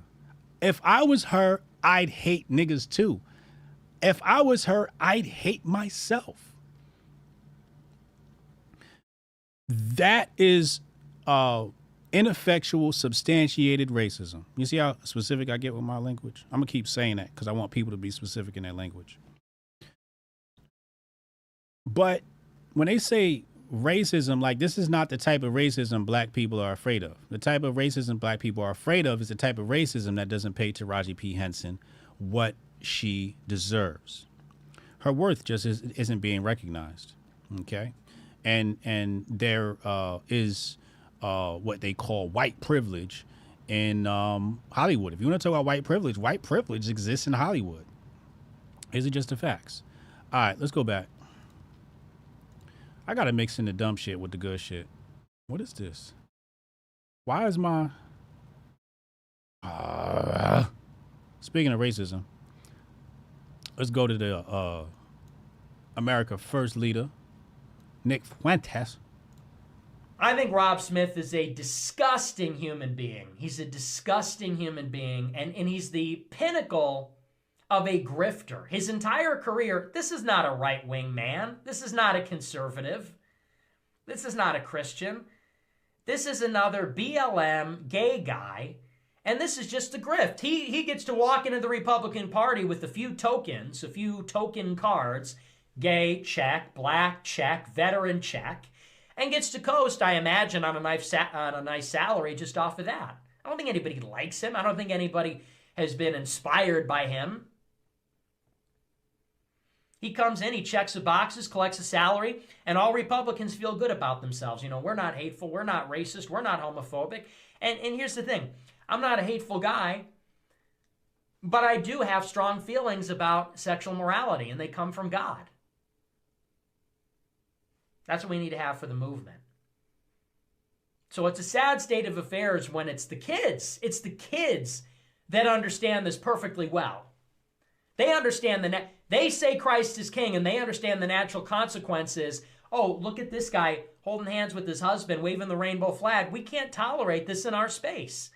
You want to be about that? Go somewhere else or go home, but not here. Not in front of impressionable young people. Not where we're trying to fight the good fight over here. You know what's funny about that last clip is she had on a Straight Outta Compton shirt. It said Valhalla, but the fact that she borrowed from hip hop and hates niggas is just hilarious. Yeah, it's going to be one of those instances where I agree with Nick Fuentes. You get to walk into the party with your few tokens, right? You got and we talked about this week. You get to walk in with your veteran, your gay, and your black card. And then they'll say, oh, we don't believe in identity politics. But then people go, oh, look, I got a black friend in the party, right? My brain just did a splinter again. I hate when the splinter happens and then I don't know which way I want to go. It makes me not even want to express a thought. So,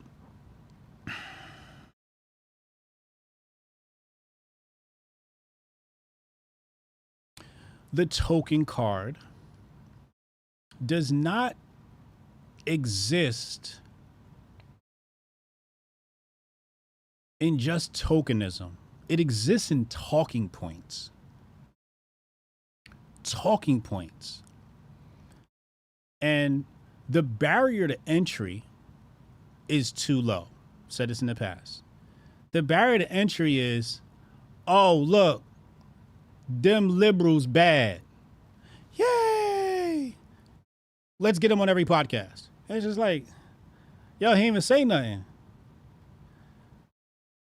And that's why you get usurp. This is why you get infiltrators, you get frauds in your movement, et cetera, because the barrier to entry is so low.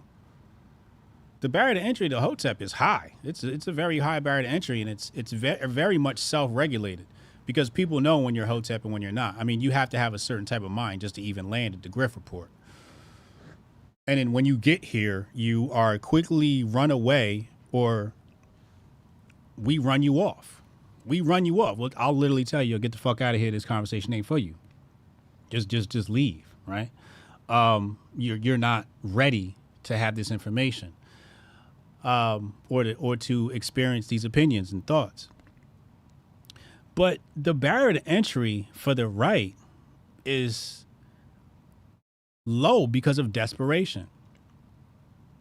The right is just desperate for a win that they'll grab anybody and make them a hero. No studies, no published papers, no work. Just, I went to the border and took some pictures. I went to the, like journalism, they call it now. Citizen journalism. Your heroes are journalists. Your heroes aren't intellectuals. They're journalists. That's bad. That's bad. When your heroes are not intellectuals who have published any type of work, keep in mind I've published 3 works. One of them is the Patriot Report, Unmasking the Conspiracy of Money and War. You can get that at hotepjesus.com. Hotep, you're a genius. Hotepjesus.com. Because I have imposter syndrome. And when I joined this arena of conversation, I needed to do a lot of studies. And the studies I wanted to do revolved around money, specifically central banking and their ties to war. So I did years of study, documentation, organization of thoughts and sources and information. And then I wrote my thesis paper. Just like you would go to college, right? Like you would go to college and you would write your thesis paper. I wrote my thesis paper, right? And this book would be a lot thicker. It'd probably be like almost double the size if I didn't make the font so small. Everybody complains the font's too small. You're right. So that's pretty much like a 400-page document right there, okay? And yeah, so no published work, no intellectual thought, nothing new added to the conversation. Just liberals are bad. Look at this woke and let me steal this video. I'm going to steal this video, repost it, and you're going to be like, let's invite this guy out to the next event because he goes viral every week, right? It's kind of weak. So my point is, although Rob Smith does check off those boxes, gay, black, veteran, the new thing now is Christian, right? Everybody plays up the Christian shit because everybody eats that up, right? So you go, oh, God and country and God and the church and Christianity. And then fucking red whites get all fucking happy and shit and go, yeah, he loves God. And it's just like, he ain't even do shit yet. Can we wait and see what that motherfucker do? Like me, I don't tell people what my rules are for vetting people that get close to me, but it ain't easy to get close to me. Pause. It's not easy at all. I put people through tests that they don't even know about. And they're not me issuing a test. It's just literally me watching how you respond to me. And then I know how to bring you close, prop you up, and make you a bigger voice in our community. So we got ways of filtering people. You know what I'm saying? Like when Canon Hotep became Hotep, like he put work in. When Chad became Hotep, he put work in. I couldn't say no to Chad. We couldn't say no to Canon. He put work in, and he came with an expertise and a skill. He's very well-versed in two-way, Canon Hotep is. If you guys aren't subscribed to his channel, subscribe to Canon Hotep's channel. He's very, very well-versed, and he makes great content, makes streams, but he knows his guns. And that's important to Hoteps. Firearms are very important. It's different from somebody saying, hey, I'm in a two-way, and then, like a Maj Toure. Maj Toure, like, he's legit, knows his shit, right? So it's different, like, when somebody's, like, active in the community and somebody's just on the internet, right? Like, some of these people are just on the internet. So conservatives as a whole just suck at filtering people out. Like, all your heroes are journalists. Like, who's your hero that's an intellectual? Who are the intellectuals who are the intellectuals for the red whites? Jordan Peterson? Is that your intellectual? Who are your intellectuals? I think the best y'all got, he's not even a red white. I can't even include him. Like, some of the greatest minds on the internet they're all libertarians. Michael Malice, he's in the middle, libertarian. Dave Smith, libertarian. Like, these are some of the smartest people I've seen. Thaddeus Russell, libertarian, or in the middle, independent. All the greatest minds are independent. The idiots choose left and right. He said they got Elon. Oh, man. He said, Ken and Hotep show was good last night. Word. How do you become Hotep? I can't tell you that. See, that's the difference between us and them. This is a secret society. This is a secret society. All right, let's go to this last clip. Then we can open up phone lines. Text Hotep me your name to 202-596-5631. 202-596-5631. Shout out Retro Neon. I see y'all over on Rumble. We got 174 over on Rumble watching. Make sure y'all hit the like button. Okay. Shout out to Kay. I see y'all. All my good Rumblers. Let's play this clip. Guys, I went on a date this week and I felt the feminism leaving my body. I live on the east side of LA, and if you don't know what that means, it's sort of like the artsier part of LA, you know? It's people say it's like Brooklyn and New York. So I go on dates with a lot of men and women who, you know, live over here. There's always a negotiation about who pays, and that's great. I like to pay for people, all that. But what I will say... Cassius Cam's another one. Shout out to Cassius Cam in the chat. He's another one. Why is Cassius Cam close to us? Genuine motherfucker. He's a real motherfucker. Put that work in. Hey! Oh, shit. Too many things to click on over here. Who pays, and that's great. I like to pay for people, all that. But what I will say is that I sort of fell into going on a date with the most guy's guy I've ever been on a date with. And he's from West, you know, Santa Monica. He's a bro, right?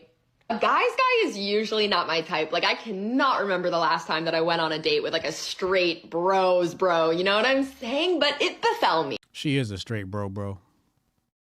Hotep, you're a genius. Hotep Jesus. It befell me in an organic fashion. So I'm on this date with this guy, and the thing about a guy's guy is he's putting his card down. He's paying for everything. And I really it sort of activated something feral in me. I'm not gonna lie. We went to like another bar, and he was gonna go to the bathroom. So I was getting prepared to pay for our drinks because he's been paying all night. Of course I'm gonna pay for the next round. But as he's going to leave for the bathroom, he turns to me and he hands me his credit card. And he goes, "Here's my card. Get us whatever."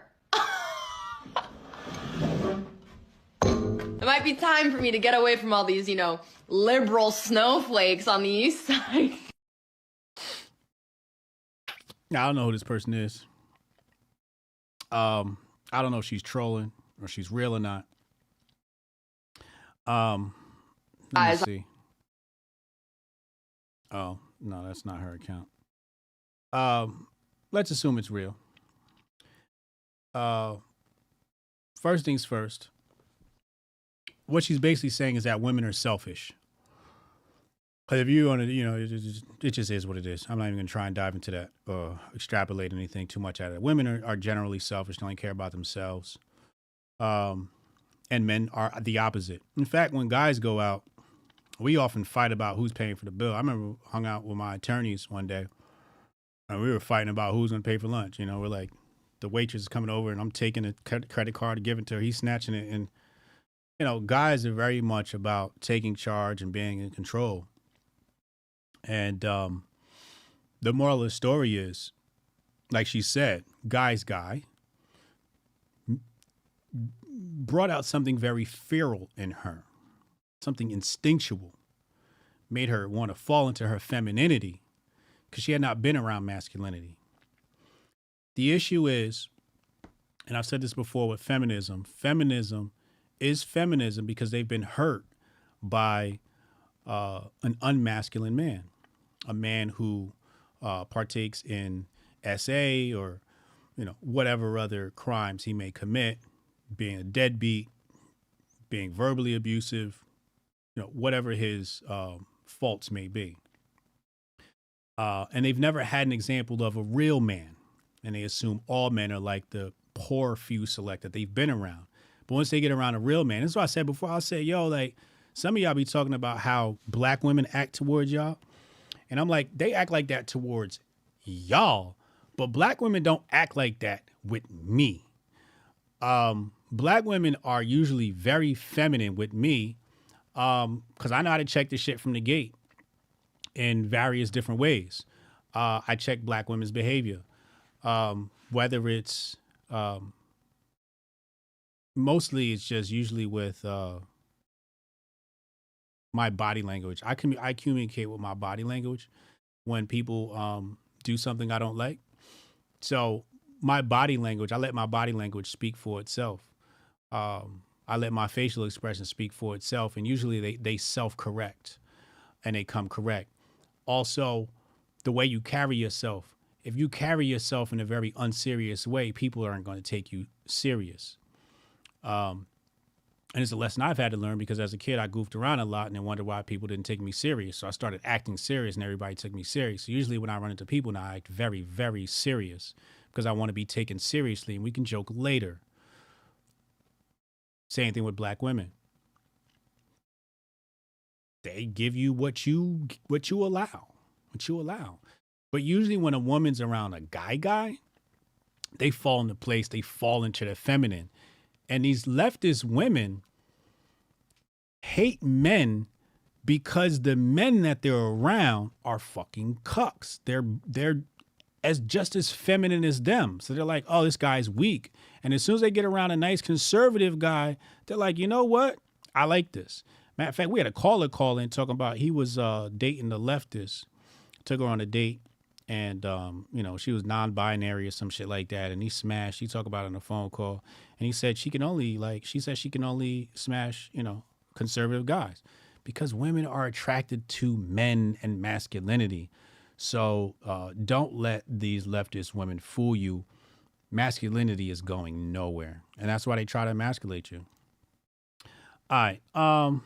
I think I covered everything today. I want to take one more look. We're going to go to phone lines. Text Hotep in your name, 202-596-5631. 202-596-5631. We got about 15 minutes left here for phone calls. And I'll be right back. Actually, no, wait. Hold on. I want to play this movie trailer, and then we'll take phone calls. Because they said this is a black movie, and we're talking about Hollywood and black people. Let's take a look at this movie trailer of a black movie and see if this is something we're going to see. Keep in mind, I'm going to see Color Purple this weekend. Or next week.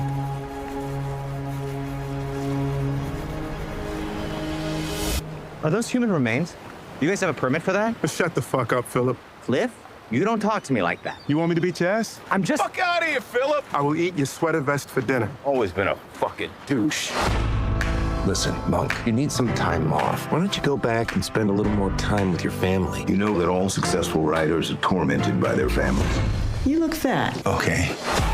Welcome home, baby. How the fuck? I don't feel like much of the writer lately. Your books change people's lives. And something I've written never changed your life. Absolutely.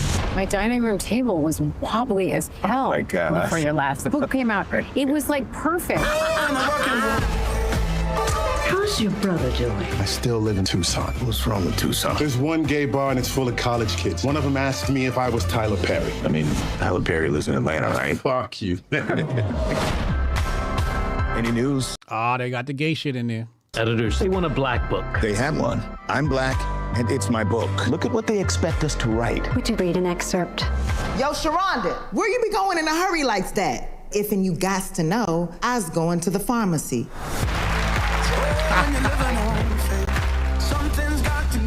If they want stereotypes, I'll give them one.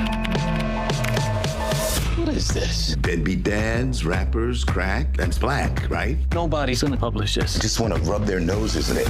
We love it. What? It is very, Black? Yes, that's it. I'm happy you said it and not me. I wrote it. It's a joke. People want to love you, Monk. You should let them love all of you.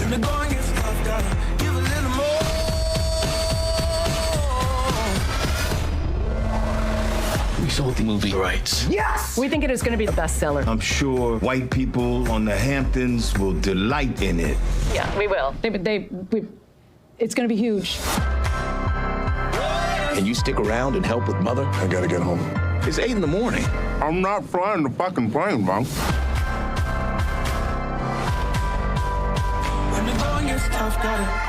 Wait, who wrote it?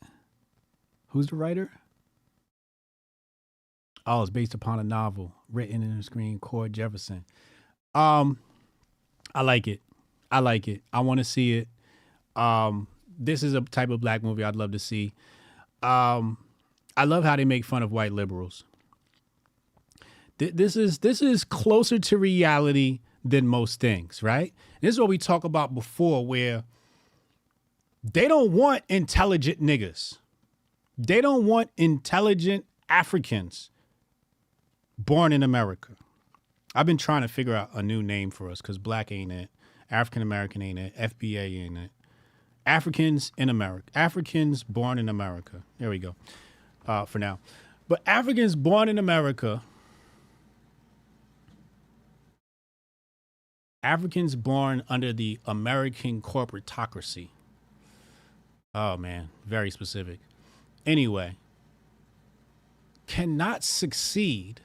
Well, I can't say. Let's just say, get propelled to the top of entertainment the more ignorant they are, and white liberals love that shit. You come with some, do good shit, and they're like, no. So this movie making fun of that is something I'm quite interested in. I want to see how this turns out. So we'll check that out. We'll definitely take a look at that. All right, I'm going to be right back after this brief commercial break for some phone calls. Hold on. Yeah, I can try to get that handled for you. Again, it's only my second day, so if you can give me a second. How I'm supposed to do this? How the hell are we supposed to do this by 5 o'clock? I have no clue. Is that possible? Hey, do you have the password to... How'd you finish all your work already? He's not tapped in.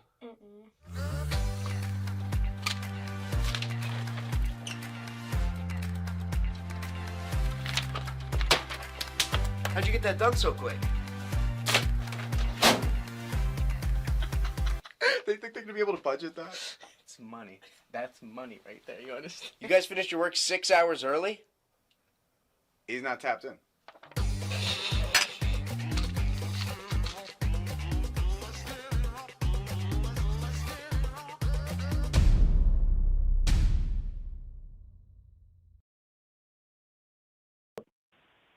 Hold on, let me check this nigga in the chat real fast.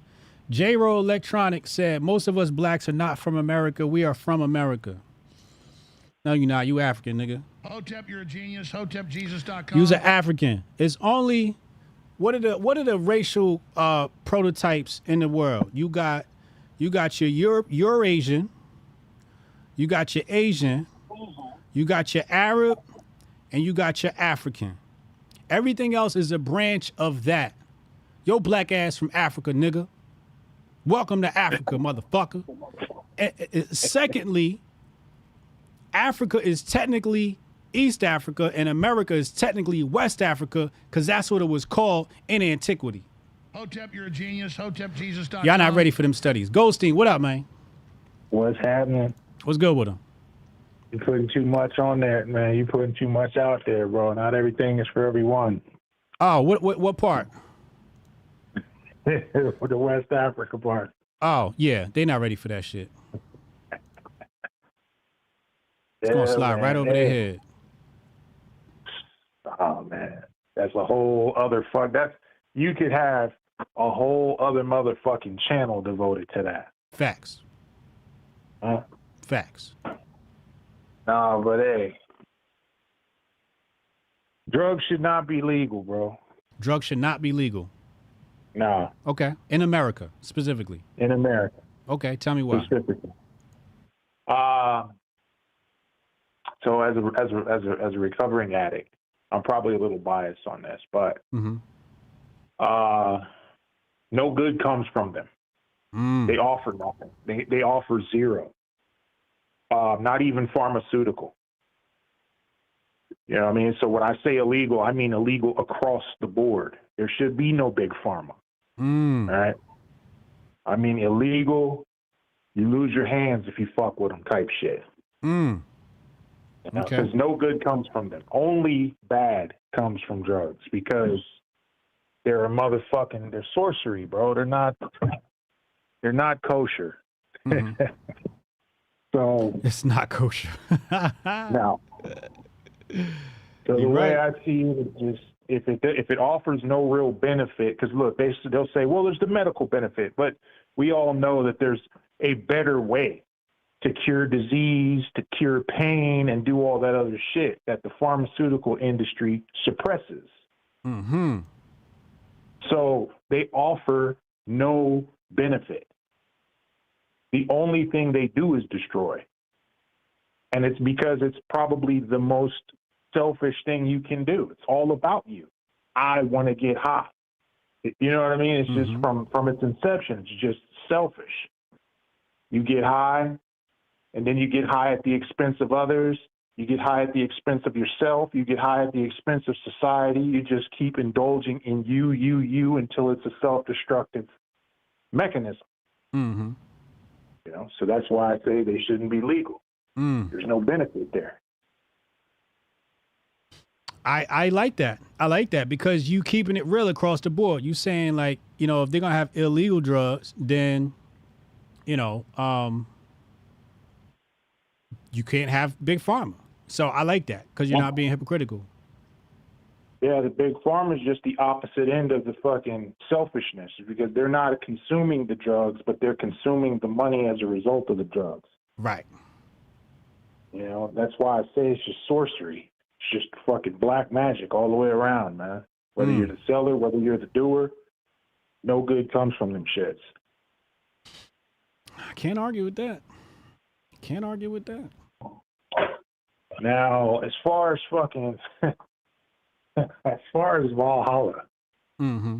those are the white people. Those are the white people I actually like. I like those type of white. Well, that's what I was saying before. I was like, they actually have us a real reason to be upset. Yeah. You know, listen, they're downtrodden. They're in the dumps like me. They're real, and they're racist. But that racism is as a result of pain. Like that's the only way that shit even comes about. Is just through pain. Like that bitch right there. Do you know how you create a bitch like that? I'm gonna tell you how you create a bitch like that. If you're a motherfucking dude, black dude, who thought she was doing the most by pimping a bitch, and you fucked the bag up by leaving her ass in jail, she comes out like that. That's how that's done. Because you know she was fucking with niggas all the way up until some nigga did her dusty and left her ass in jail. Whether it was behind dope, whether it was behind selling ass or something. He fucked her over, left her in jail. She caught a number, got to prison, read a few books, came out, thought she knew some shit, surrounded herself with some motherfucking Peckerwoods. Got some Aryan Brotherhood on the inside. Right. Now, I don't mean Peckerwoods in the disparaging sense. I mean, that's what they call themselves when they are affiliated in them circles. Yeah. And the wood pile. She got affiliated with some of them. They put some fucking game up under her, and a woman is always going to fucking want after a man, just like that feminist bitch. So all it took was some charismatic-ass white dude to put that shit up under her, and now she's just full bore with it. But the way this shit goes down, it can be undone. So those type of people, even though she's out there, if you can sober her ass up and talk some sense into the bitch, she'll make a fucking fine red white. Man. So okay. It's them other races, like you said, them other ones. Now, as far as Taraji, yeah, she's a victim of them other ones to some degree. You're more so a victim of the fact that you can't fucking negotiate a contract. Period. All right? You don't get what you feel you're entitled to in business. You get what you negotiate. So I'm not trying to hear you crying on this woe is me shit because you didn't get paid. You got paid. You didn't get paid because you decided you were going to do something for zero fucking pay. It's not like they backdoored you with this shit. If that was the case, you could have sued them and owned the goddamn movie studio. Right. You knew what you were getting into. You said, fuck it. And therein lies the problem. Stop saying, fuck it. Do what's right. Or don't do it at all. It's not like you're bound to fucking be an actress. There's a number of things, especially now that you're a known commodity, there's a number of other things you can do. So, I mean, that's like, I don't know, when bitches complain about fucking not making no money in any other industry. It's like, if your job is fucking you over to that degree, why are you doing it? Why are you doing it? Why are you not in business for your goddamn self? Do something else. But don't sit there and cry about it shit. There's no crying in baseball. That's why you're getting fucked in them contracts, because you think you entitled to some shit. You ain't entitled to nothing. You're entitled to what you signed for. That's it. Yeah, I thought that a actress of her caliber and the amount of equity she has within Black culture would give her negotiating power to get up and walk away, right? Yeah. And I think the problem comes in where there's no board of niggas. We don't have a board, right? Which says, look, like for example, when all the writers went on strike, them motherfuckers went on strike. And you saw that content go down the hill, right? Yeah. When Trayvon Martin was murdered, Tamir Rice was murdered, I said, y'all not serious unless y'all boycott sports, because that's TV's moneymaker. TV's moneymaker is literally revolved around the NFL. These are just facts. They make money because of the NFL, right? These are media facts, okay? If it wasn't for the NFL, they would not get the same viewership they do. That's why they do all the advertisement around Super Bowl, all the advertisement around Sunday. All their TV shows for the week advertised during football. So if Black men decided to stop showing up at the football game, this whole country would definitely take a look at what the fuck is going on. And, you know, the powers that be would definitely incarcerate some of the ringleaders. And then a whole bunch of accusations would come down. You know what comes with that. But the same thing in Hollywood, we need some sort of coalition that says, yo, Taraji ain't get this, so none of us is doing any movies until y'all fix this shit. You know what I'm saying? And nobody is really, I think what it is nobody is in a position financially to be able to do that. Because they got so many people dependent on them, right? Which means you'd have to fall back on support from a group, and that support just doesn't exist, right? But again, I think Taraji should have aired the shit out, right? Especially now we got social media. She'd be like, yo, I just walked off the set because these motherfuckers didn't want to pay me. Fuck them. Who want Taraji in a movie? Right. And I hate how they don't say names. Like, that's my only issue with Taraji is it's they. Like, nah, say the motherfucker's name. You don't got to go out here and be like, oh, Jews and all of that. No, say that motherfucker's name that wouldn't cut the check. So we know who these motherfuckers are and all the films associated with them. Yeah. That's my only issue. It was probably Jonan, Fitz, and Baumstein. You know what I mean? But say his name is Lee. Shit. Say his name. Now, you know, and that's another thing is that you're not very specific, so you're not very serious about fixing the shit. Yeah. To me, it just seems like okay, this is in promotion to A Color Purple, correct? Yeah. And the Color Purple is historically known as being a woe is the bitches movie. Yep. And now she's just playing a real life part. Correct. In that. Correct. So it just seems to me like more just let's galvanize as many Black women as we can around Taraji so they'll go see this movie. Correct. This is part of the rollout. I can't really fuck with it knowing that it's some type of marketing scheme. It's more of a marketing scheme than it is true in her particular set of instances. Now, I'm fairly certain that they will fuck over every nigga they got if they could, and all the new ones got nothing coming. Mm-hmm. So I understand that to be the case.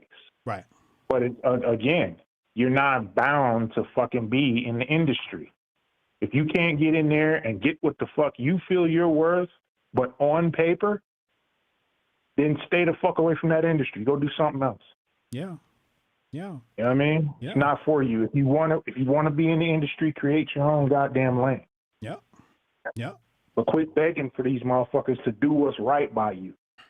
Yeah. That shit is never gonna work. My issue with The Color Purple is it's the agenda. So on one hand, you're talking about how the agenda won't pay you well, but the agenda is paying you to destroy your own people, and you don't even see it. Like, I'm going to The Color Purple for recon, for intelligence purposes. You know what I'm saying? I'm not going to enjoy the movie. I'm going to see, all right, what's the propaganda we gotta combat now? And I know she's participating in it. My only thing is, she don't know no better. Like, black women as a whole are so lost. It breaks my heart.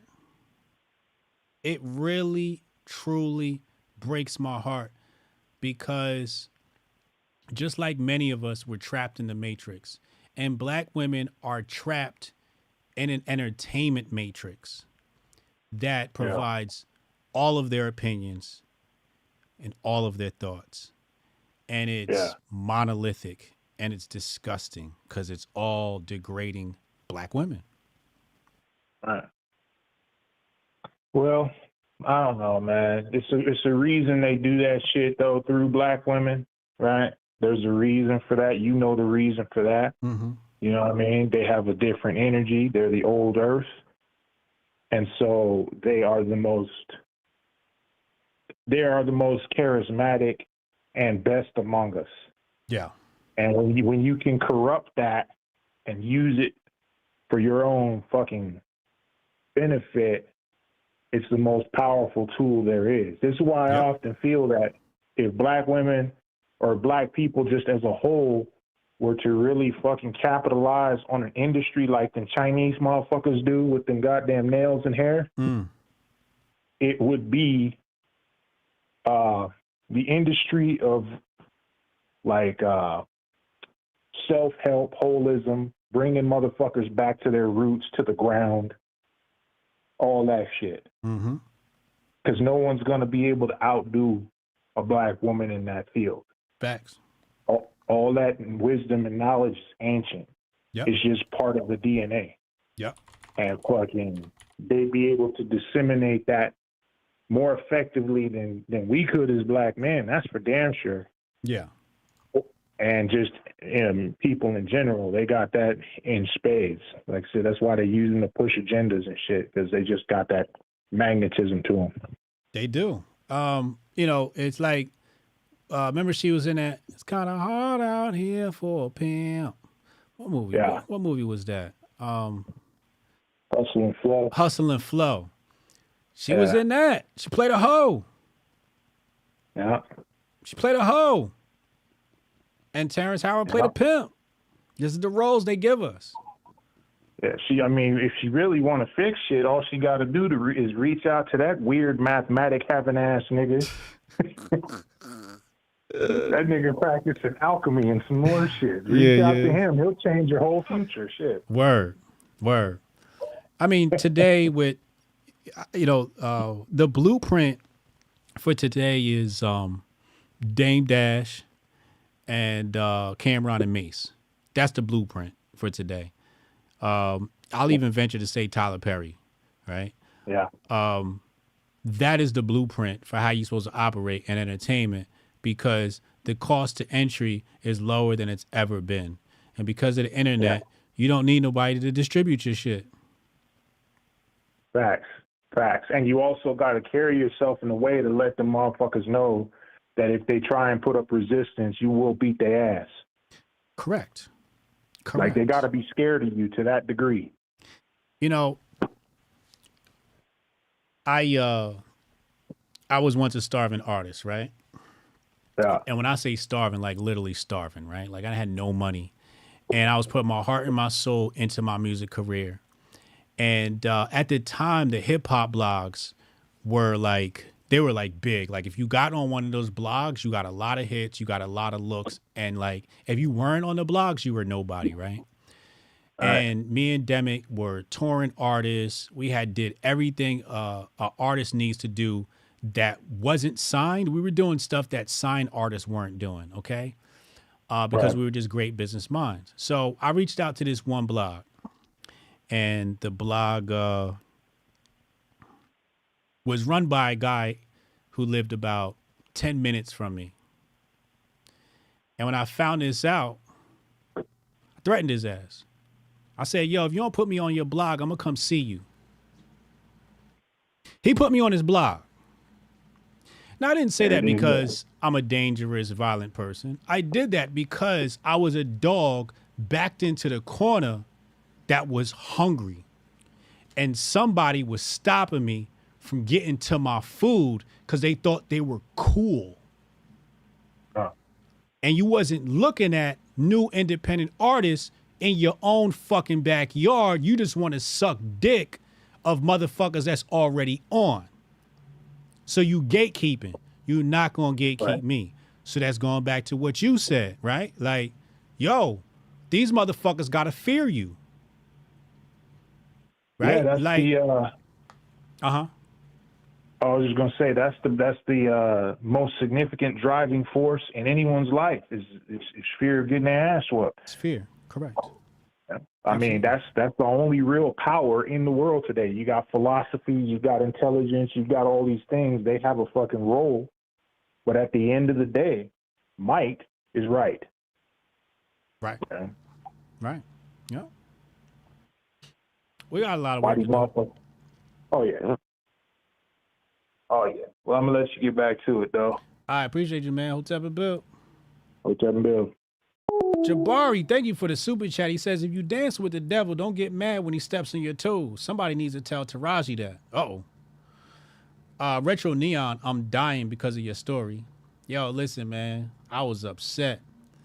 Oh, shit. The Senator Loki with the 10 Hotep Jesus memberships. This portion of the stream is sponsored by the Descendant of Loki. Strong Dad, go ahead, man. Let's get Strong Dad in here. I'm not taking all these phone calls. Y'all backed up. I got shit to do today. I'm not taking all these phone calls. I'm gonna talk to Strong Dad. Maybe I'll take another caller. Who is this? I do want to talk to this guy right here. Call from Strong Dad. Strong Dad, what up, bro? What up? What up? What's good with him, man? Not much. Hey, you know, man, I'm sometimes I just like tuning into the show to solidify my Hotep senses because this Taraji conversation, what you said, literally what I was telling my wife this morning, because you know we had opposing views on it, and I said the same exact thing, almost word for word, regarding what they're able to do, like like moving away from the structure and building on their own, saying you're not gonna pay me, I'm gonna walk off set. That's what I told her. I said, you think if you're not finna pay me, I'm finna leave. Period. Yeah. I'm gonna leave. Right. You need the all of these black actors and actresses. They have that same ability, just like all these black athletes, right, to remove themselves from that structure. And yeah, sure, for a while they're gonna make less money, but eventually the pendulum's gonna swing because people are tuning in to see them. They're not, these companies, they're making movies for the white liberal. They're not making movies for black people. If they start doing that, then all of that money is just going to change hands. But, when I worked for that startup that I was working with 50 Cent, and past the interview, flying colors, they were like, when can you start? And then it was time to have, I had worked there for like a week before I even negotiated my salary. It was kind of weird.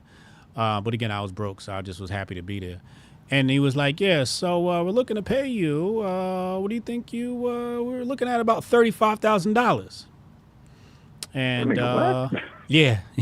And I was traveling from New Jersey to New York every day. And I was like, let me think about that, and I'll come back with a counter offer, right? And it's very important in negotiations is to not move quickly. So he said, okay, that's fine. So I went home and I knew the number I wanted in my head right away. So I came back to work and I said, how about 70,000? And he said, let me get back to you on that. Came back and I worked the next day and they gave me $70,000. And that was the most money I had made since the mortgage industry crashed. You get what you negotiate, but they always going to offer you a shitty ass deal. You got to go into motherfucking offices and let them know, I'm not taking this shitty ass fucking deal. You better come correct or I'm going to have my brother come up here and negotiate my deal. Period. Period.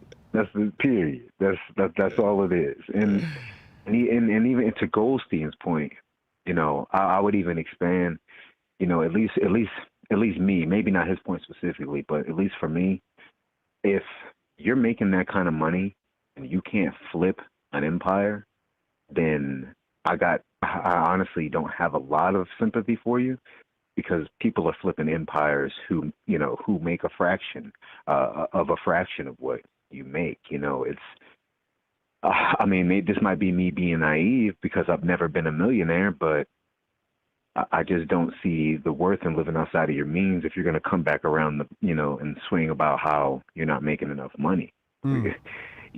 Your one check is some people's, 5-year salary. Some people's you make in one movie what some people, it takes them a decade to make.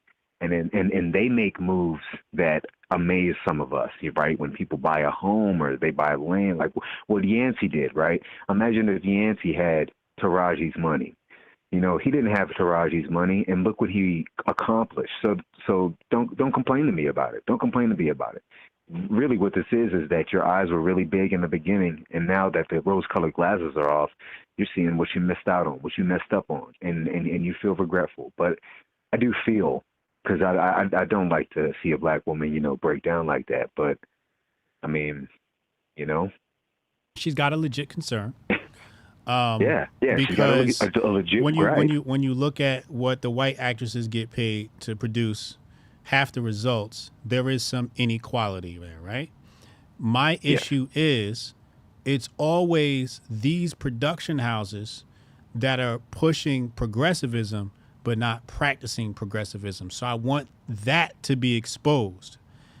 That's the stuff that these actors need to come out about and say, yo, all these motherfuckers talk about equity and inclusion, but they ain't equity and including nobody. You know what I'm saying? Like, call that shit out. Exactly. Put your reputation on the line and just say these things. Guaranteed the public will get behind you. I highly doubt people wouldn't get behind, half of these actors. I mean, they're legacy, heroes to a lot of us. So I just feel like more should be done there. But so listen, what is it that I have to do to get men of order to defer to me for fitness? You know what I'm saying? I did 2 years of hard work, put out that book, Hotep Health. You know what I'm saying? Cam's still speaking about how the results come through, how I'm good at what I do. And I'm still sitting here wondering when I'm going to get consulted before another article with some fluff gets put out about some fitness. You want to write some articles? Consult article, whatever it is. All I'm saying is that we don't do consulting. Either you're gonna write the article or you're not. Well then I'm gonna write the article. Don't put no more 7 ways to get Jack things out or nothing like that.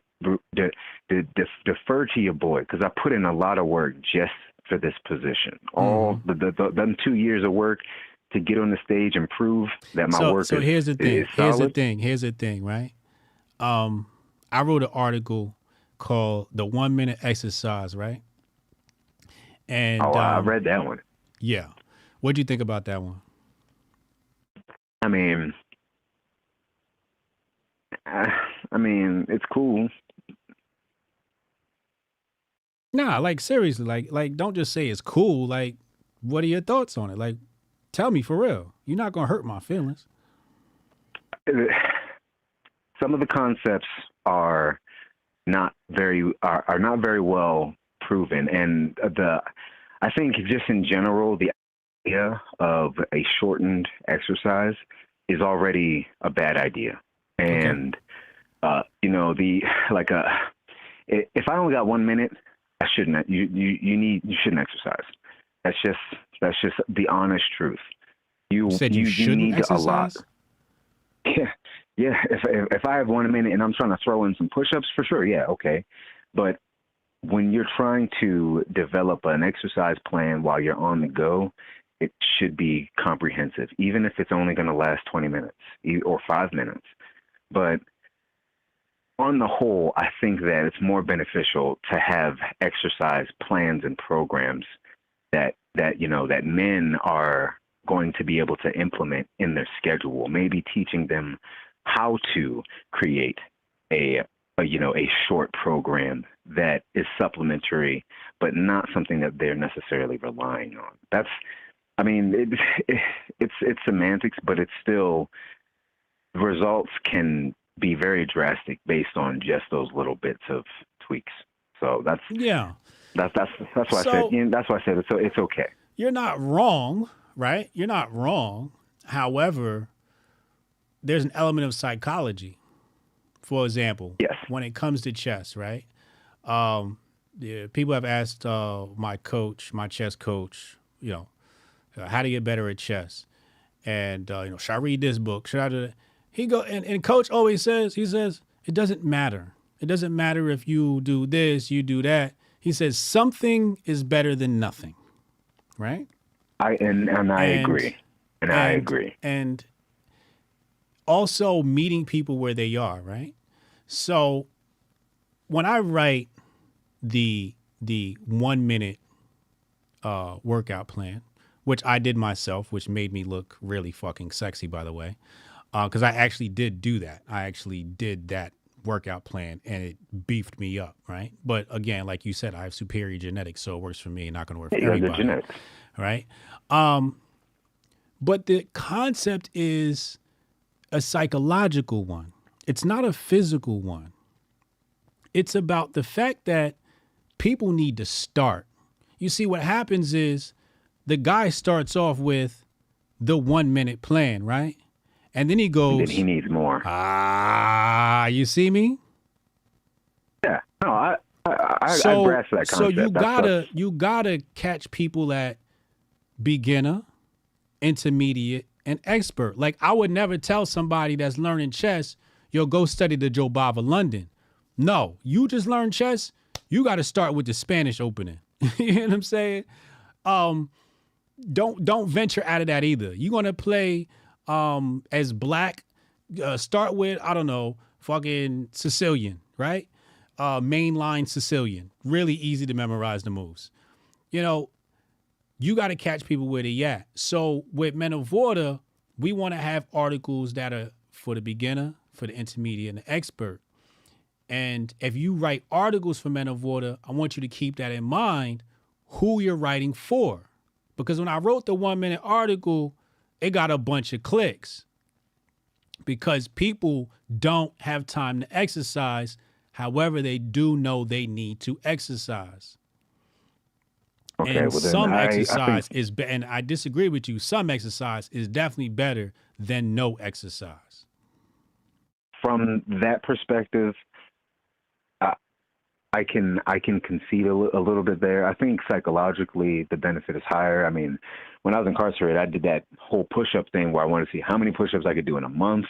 And yeah, the gains were obviously limited because of the amount of fatigue, but the mental, the mental fortitude it took to actually hit a specific number changed my outlook on lifting. So I grasp it from that concept. And, obviously if you are out of shape, any time to exercise is a good time to exercise. If you are somewhat in shape, need you to do more, is essentially what I'm saying. But I do grasp you're trying to meet people where they are. Like J Mod says, he says, I started with push-ups. Now I include lunges, shoulder presses, and calf raises. And that's the other part of my point is, like it usually becomes addictive. Like exercise becomes addictive, right? And with any habit, it's usually hard to start.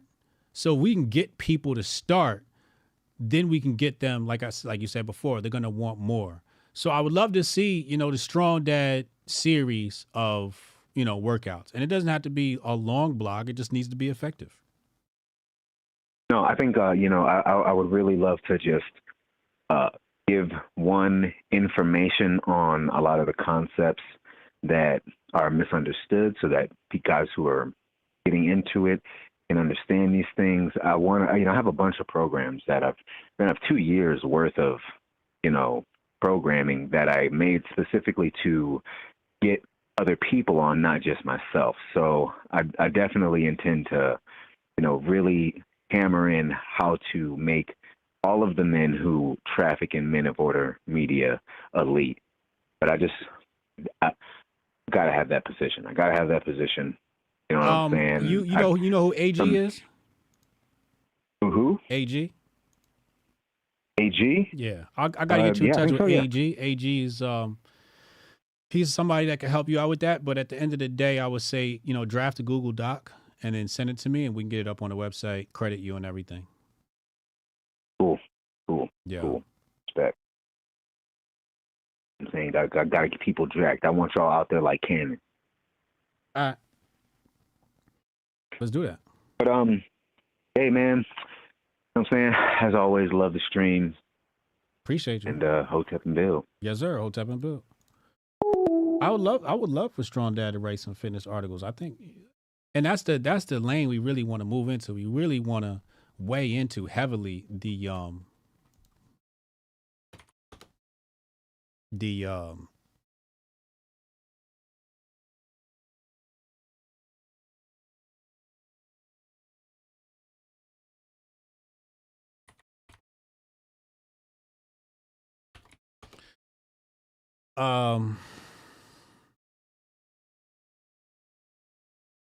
we got, who is it? Shaq Toshi. Let's listen to Shaq Toshi, and then we'll get Rudy call in after. Shadowboxing's undefeated. Yeah, absolutely. Yeah, I agree with that. Every man needs a healthy amount of shadowboxing.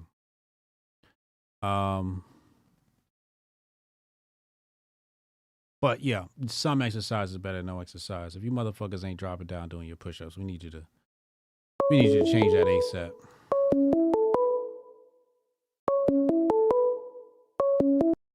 Call from Shaq Toshi. Shaq Toshi, what up, man? What's going up, AJ? What's good, bro? I like the stream this afternoon, brother. Appreciate you, man. Thank you. Oh man, I know it's been a minute. Taraji P situation, I'm gonna just pick up where everybody else is leaving off of. I ain't gonna try to come in with my brain spill. That Taraji P shit, man. Last time I checked, wasn't that the same shit Monique was arguing about? Yeah. A few years back? Yeah. But now we supposed to give a damn because you affected? No sympathy? None. At all. For any of these motherfuckers. And then I heard somebody was talking about, maybe that was you that mentioned it when you were talking about sports athletes and stuff like that. I mean, is her agent black? I don't know. Because I know LeBron, even though I don't give a fuck about LeBron, I don't really give two shits about him. His agent's black. When he was doing that LA move, he told LA $150 million or more, nothing less. Well, and I'm not saying that, like, you know, most of these actors is like that comparison. Let's talk about you know, LeBron. LeBron put his homeboy in school to learn that business, so he created him, which is a very smart move. Very. Okay, that doesn't defeat the purpose of, why don't, you got somebody that look like you representing you and have your best interest in mind, regardless of the circumstance that may be, whether it's the small hat motherfuckers that's controlling it, or if you go into Q Vision, or if you go into Heart Vision, or any of these other places, if you doing a movie with Smith and I think it's Everbrook Studios, or Jordan Peele with Monkey Paw Productions, any of these places. Shit, last time I checked, Q, they tried to tell him mask up for $7 million. He's like, no, I'm not doing it. Yeah, but Cube is different. I understand that, but I'm not. That's then you're like trying to disseminate Taraji P's influence. She don't got the studio, she don't got as many accolades as the rest of these dudes, but she is top tier in the female spirit when it is coming to black acting. Yeah. So she has some type of influence. I don't know how many movies she did, but no, I'm talking about as far as bread. She don't got that paper. Yeah. But as for like brand recognition, Taraji's that. Viola's that. Yeah. Who else I could say? Nia Long is that. Nia Long is definitely that. So it's just like y'all were so caught up in get into it, and then like you mentioned it, you dabbled in it a little bit earlier when you were talking about them being financially equipped for these situations. Y'all niggas is blowing through y'all money, and then y'all trying to get sympathy from the public. You're not being smart with your ends. You choosing to live out in L.A., dumbass. They take 50%. Yep. That ain't my fucking problem. Go live in the South somewhere. Have your residency in the South somewhere. Or in Vegas, where your income ain't taxed so heavily. No, you chose to live in the fucking Beverly Hills. Fuck out of here, bro. Man, that shit a waste of goddamn time, man. And it's annoying. Cause like what's his name? Goldstein was saying, this shit probably part of the marketing scheme. You trying to get motherfuckers riled up. You want them emotionally involved. What better way to do it than this right here? Than to play victim. Man, come on. And so that shit is just ridiculous. And then, the Epstein shit, man, God.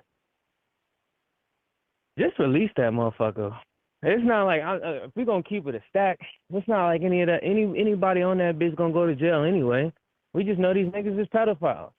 Cool. I know not to bring my children around you. You need to stay 500, maybe even a mile away from a goddamn public park. Big facts. Like, let's be realistic, man. If these motherfuckers on this list is really as big, as powerful or influential as they claim to be, through going down the rabbit hole in the conspiracy theory lane, they're not going to jail, bro. They might be out of the media limelight for a few years or a few months, fake canceled, wherever the case may be. But behind the scenes, Harvey Weinstein them still gonna be making movies. Who else? Tom Hanks still gonna be doing what he do. James Gunn still gonna be doing what they do. Mm-hmm. I mean, what the Bill and Melinda Gates Foundation will still be running. The Clinton Foundation will still be running.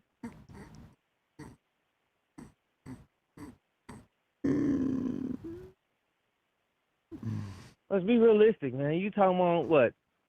Meet the top media moguls, ex-presidents, ex-secretary of state, top tier A-list actors and directors, producers.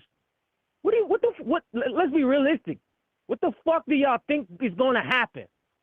They're gonna be in an orange jumpsuit, DOC, in a Maximum somewhere?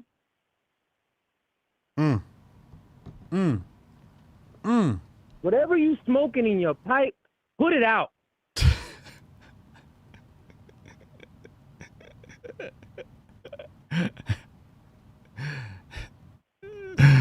Oh man. It could be a deterrence. It could be, a few sacrificial lambs they throw out there that they really don't give two shits about, that were probably low list, middlemen type shit in the situation.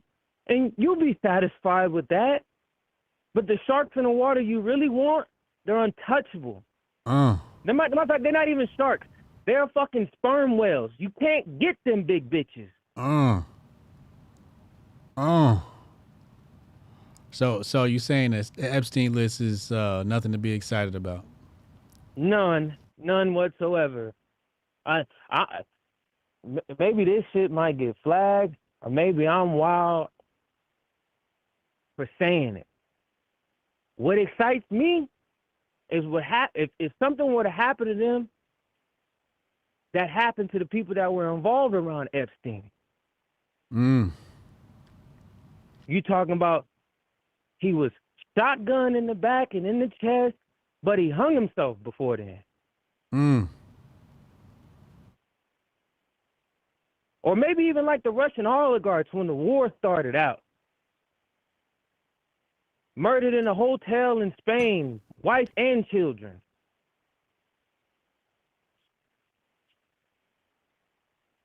Because ain't no prison time coming. All these motherfuckers all hell bent up about the Colorado shit. Like, you crying on the internet ain't gonna do nothing.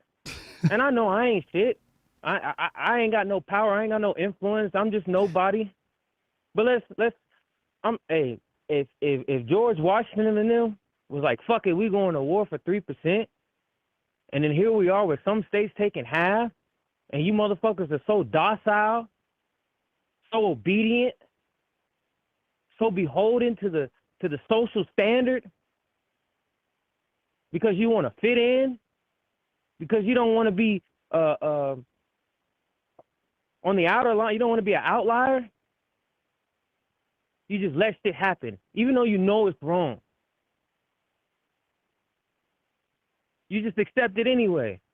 Of all this shit that came out of Hollywood, how many motherfuckers? You said you still going to the movies?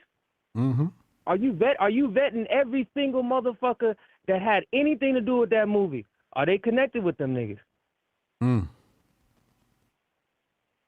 How many motherfuckers still got a Netflix subscription after the old little kids and the transgenderism shit? How many motherfuckers still rocking with Disney? How many of y'all still got Amazon subscription? How many of y'all still buying iPhones? Man, stop all this fucking cancel and protest and man, that shit, man. That's the shit that bothers me.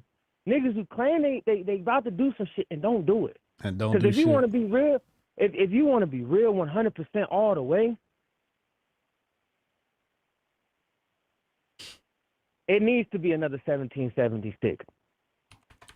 Here we go. Oh, this a real Hotep brother.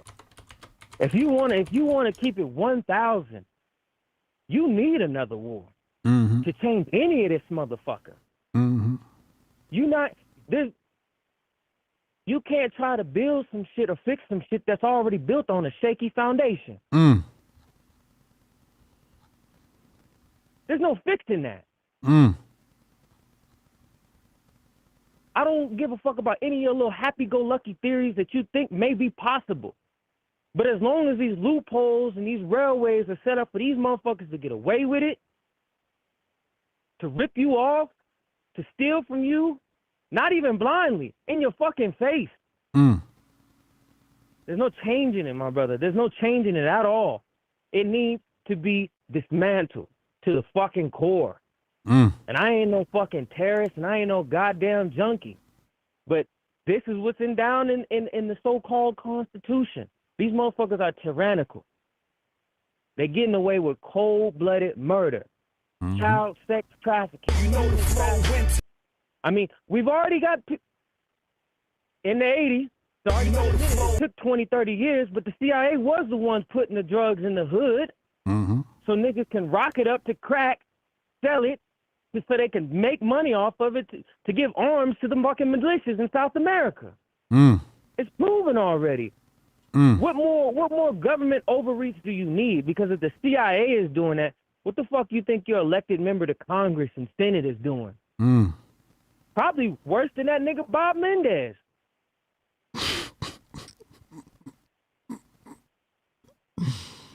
Probably even worse than Joe Biden. That's why they ain't gonna let that motherfucker out that bitch.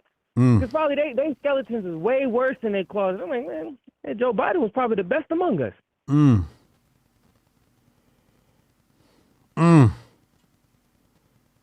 That's why I had to let you get on the phone calls today. Appreciate you, bro. My thing. Man, I appreciate y'all, man. I appreciate you. We and here. I feel that shit you were saying earlier. I don't got much. I ain't got that many followers and all that other shit. I am an internet Hotep nigga until I get validated, but I'm on my way. My nigga. Oh, this a real Hotep brother. Appreciate you. Hotep and Bill. Hotep and Bill, brother. Damn. You know, he's right, though.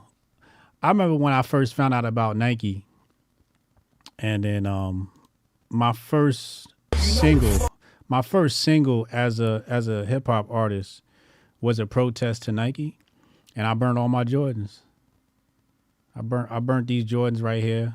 These are probably worth like, I don't know, maybe, how much are these worth right now? At least $300. I burned all my Nikes, and I don't wear Nike anymore. I refuse to wear Nike. And I got a direct connect. Like the top of Nike. Rudy the Vet. The top of Nike is part of my family group, and I don't wear Nike. I can get free Nikes, Jordans, everything. I can get free pair of Nikes. I refuse to wear them. I don't like the monopoly they have over the black community. Rudy, what's up, man? What's going on, brother? What's hey, good, man, Joe? on the side text you shot me, man, I'm sorry, man. About 9 out of 10 days, man, I call you, I'm in the gym, man. So I don't mean to be all hype and spewing that language, brother. I apologize. Nah, it's all good. But I went to the gym early today, man. But that last caller, he hit it right, man. Mm-hmm. And I'm telling you what, I think this thing right here is about to be a political hit job, man. Because if you look at remember a few years back when the lady in Jersey, the federal judge in Jersey was pressing this issue and her kid ended up whacked. Somebody whacked her son, right? And now you had Marsha Blackburn on the Senate floor asking in a committee hearing with Dick Durbin asking about this. And then now this lady, she's came out of the Tennessee government, you know what I'm saying? But she's a rookie senator, right? So she's pressing Dick Durbin in a hearing. And then Dick Durbin leaves that hearing, and a Fox News correspondent asked him about that list. And he was like, I don't even know what you're talking about. Right after a hearing where she's just talking about it. So everybody's been on it. You know, the internet, everybody knows about Epstein. Everybody. So what they're going to do is give red meat, but it's the same FBI who considers me a domestic terrorist. And you think this FBI that has all this is just going to pop out a list with like the last caller said, with the real people? No, this is going to be a hit job. It's going to be Matt Gaetz and Marjorie Taylor Greene and everybody that they want out of Congress, everybody they want out of public life. It's going to be like the ultimate. Yeah, and then when those people appeal to have their names removed, that will be used against them. Yep. And I'm telling you, man, this is the biggest psyop about to be laid down on the American people in a long time, bro. They're gonna whack us with it. On Taraji, man, I love that girl, man. I think she's a great actor. But I'm talking about 1985. Public Enemy put out a song called "Fuck Hollywood," and they were talking about black exploitation films of the '70s, which that's a name that was put on films that were made by black folks for black folks.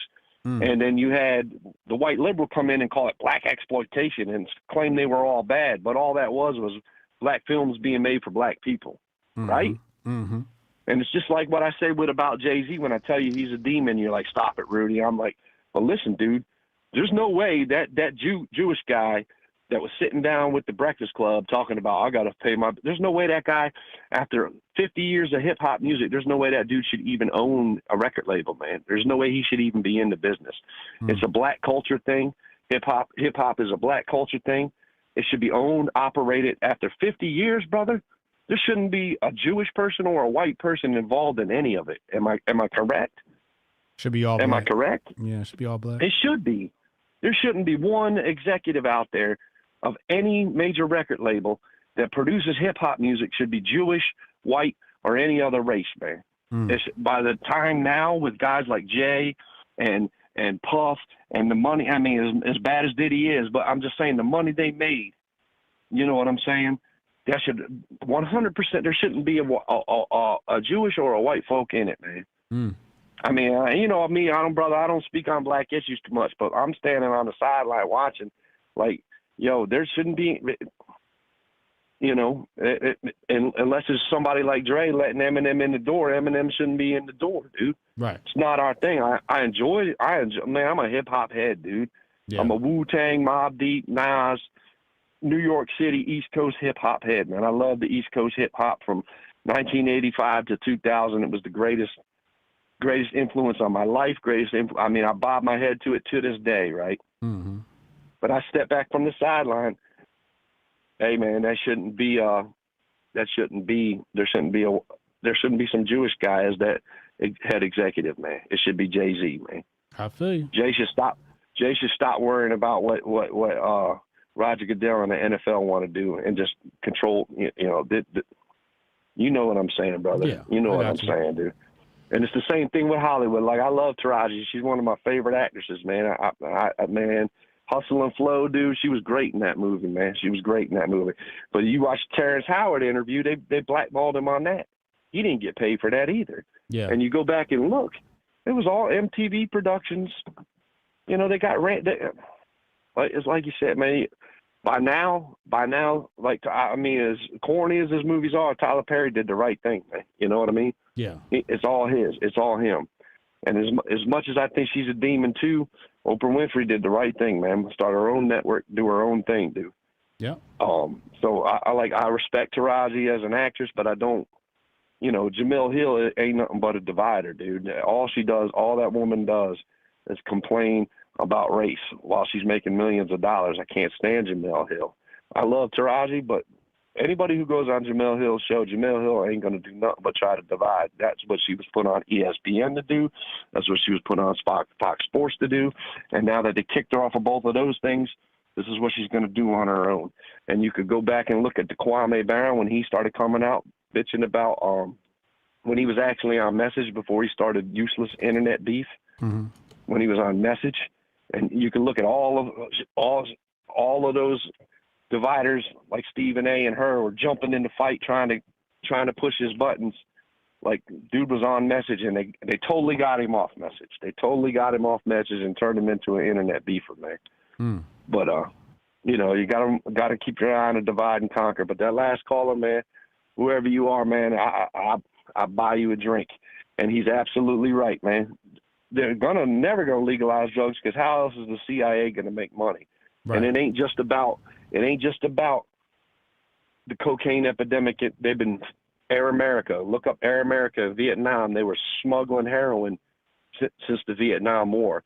And I got a brother who was in Afghanistan who told me straight up they were posted up guarding warlords' poppy fields, dude. They were guarding warlords who are American allies, guarding their poppy fields.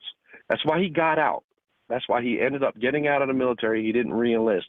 And he was like, and he tells me stories about being over there. And he's like, yo, I was guarding warlords' heroin fields from the Taliban. Think about that, man. Think about that. You know what I'm saying? And then people that weren't American allies, in fact, the Taliban, that was they were burnt. Geraldo. Geraldo did a special, and in the background you saw the United States military guarding the poppy fields. Dude, my brother, man, when he was young and I was growing Ganny when I was growing real heavy, he would see the Ganny. When he came back from Afghanistan, he told me, he was like, man, I was walking through fields of that shit, dude. He's like, fields of it. And he's like, they grow it like corn over there, Tommy. I was like, get out of here. He's like, it's everywhere because they make cash. And it's like you said about the Arab world, like with the Saudi Arabia, Yemen, you know, more towards the Mediterranean. Yeah, there are anti-drug Afghanistan, Pakistan, the western parts of Iran. Oh, dude, they have hash bars like your mind's gone bad, man. Iraq, they smoke hash like, you know, they sit around at hash bars, drink tea and smoke hash all day long, man. My brother was over there. He told me all about it, dog. He told me all about it. But they'll never legalize drugs because the CIA needs a way to make money. And I'm sorry. Hey, brother, I apologize for coming in hot sometimes like a madman. But like I said, 9 out of 10 days, I'm calling you from the gym, brother. So see what happens when I'm out of the gym and I'm calm, dude. I can have a little bit more of a level-headed take without throwing the slurs and bouncing off the walls. No doubt. So I love you, bro. Hotep to the chat, man. And hey, can I say one thing to Cam real quick, man? I hope the Raiders mud stomp the Chiefs, man. You sell out. You're from California. You don't root for the Raiders, but I love you, brother. All right, man. Hotep and Bill, bro. Hotep and Bill. Oh, my God. So this video I'm showing you came out 12 years ago. And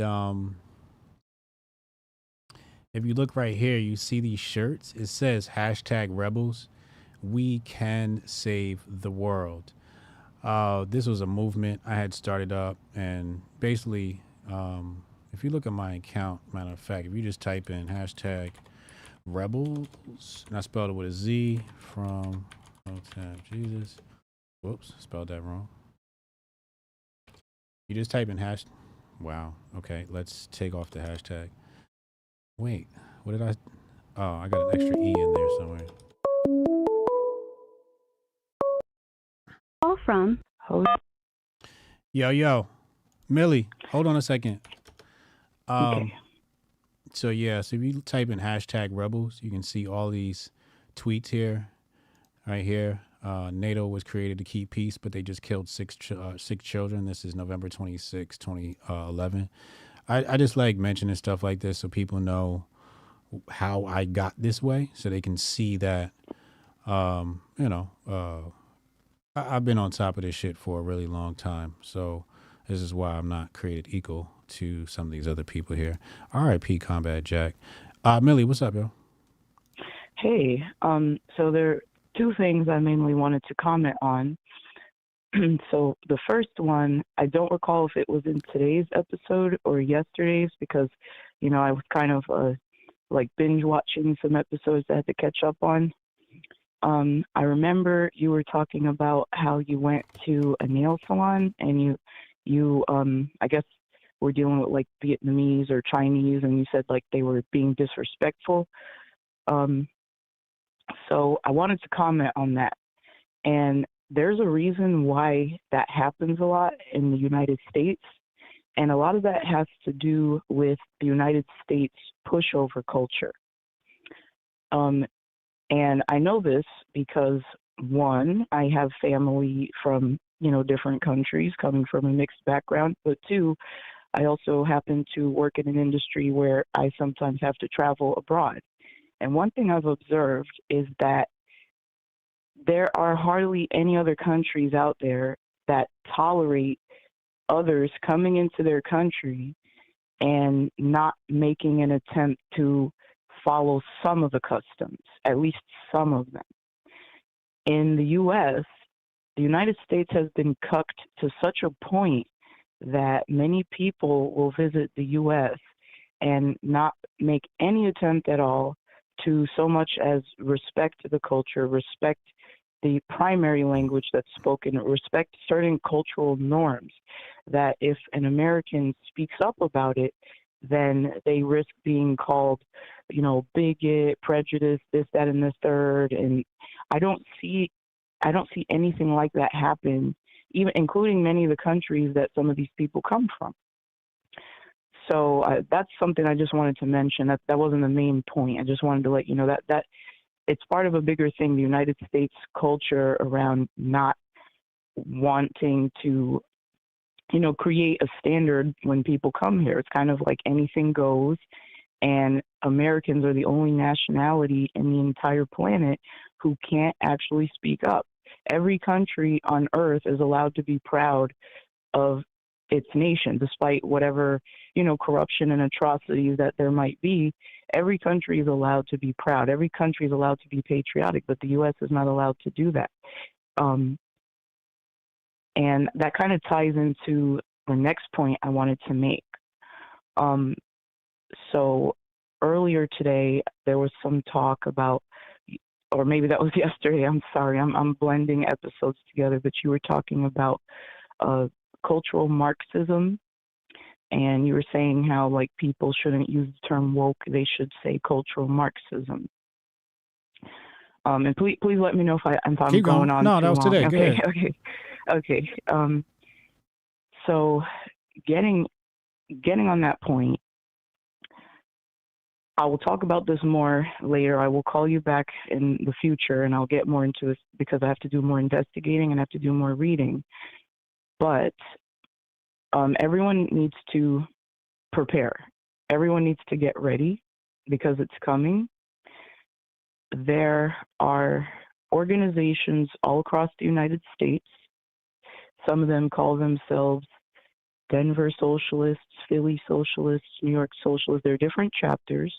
And I know this because I was a college student and I went to an art school. So naturally, art schools are very liberal. And this was, over 10 years ago.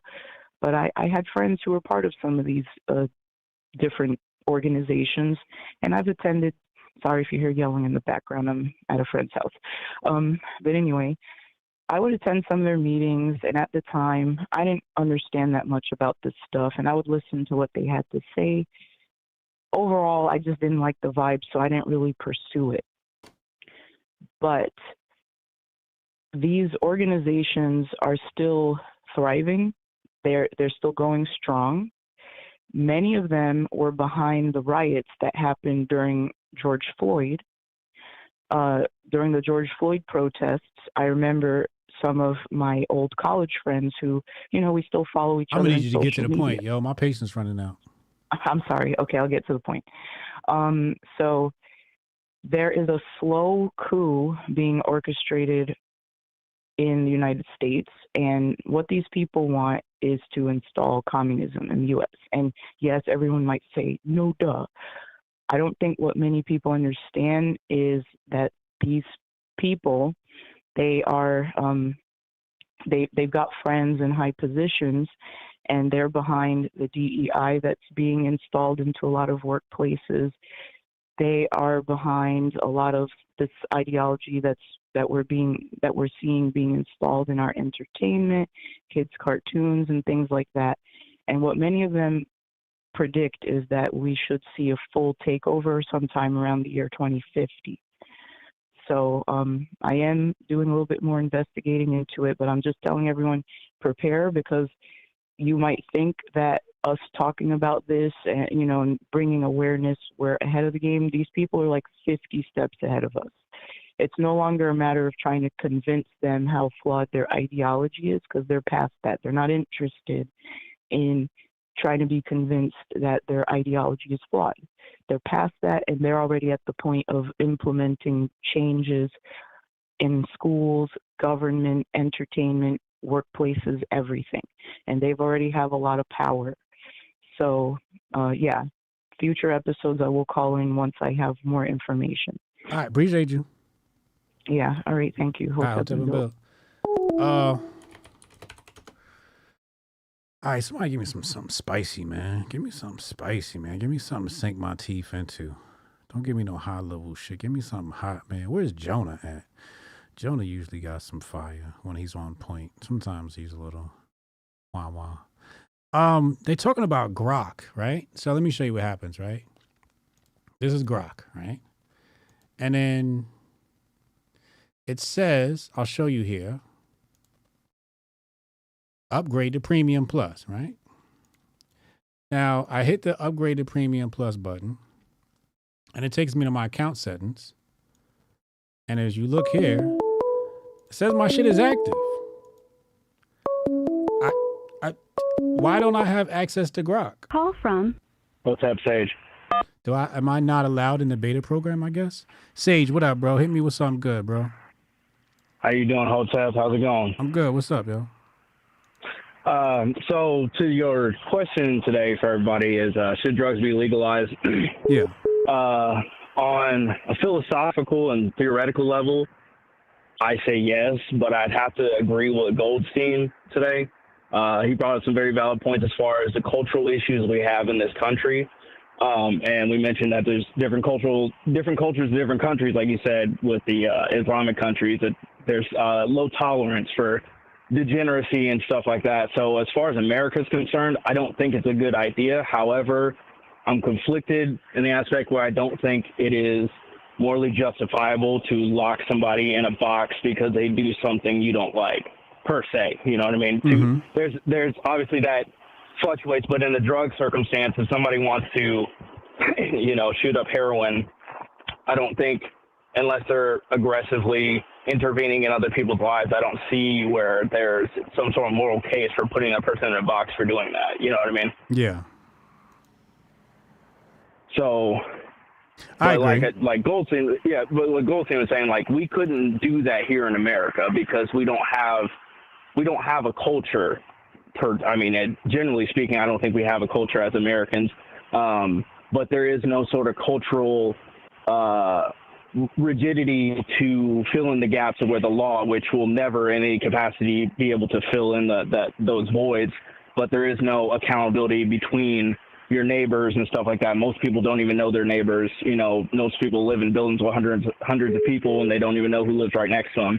We're very disconnected in that aspect, but that's because we don't have a centralized culture as Americans in this, like corporate experiment, as you like to call it, which I like that assumption, or I like that summary of this, because as I've looked into it, it does make sense. It all adds up. Yeah, I don't agree with locking people up for that shit either. I'm kind of against it. But, to Goldstein's point, you got to ban Big Pharma too. Absolutely. Yeah. Absolutely, because that's what people don't understand is, like, drugs aren't illegal. It's the manufacturing and a distribution of drugs that is centralized in one location, which is Washington. Meth isn't illegal. I was literally, when I was in the military, getting out of the military, they prescribed me some pills, and that was explained to me as this is chemical grade meth, all the upsides, none of the downsides. That's what the literal description was. So those drugs and substances aren't illegal. It's just the manufacturing and distribution, right? And you're not a part of the in group, so to you they are illegal. That entry, there's that level of entry which is extremely exclusive, and there's only a handful of companies that are allowed to make, this product, and stuff like that. Not saying that if we tomorrow somehow dismantle the United States regulatory system and allowing other people to produce these things, that's going to somehow make things better. In certain circumstances, I don't think that would be the case.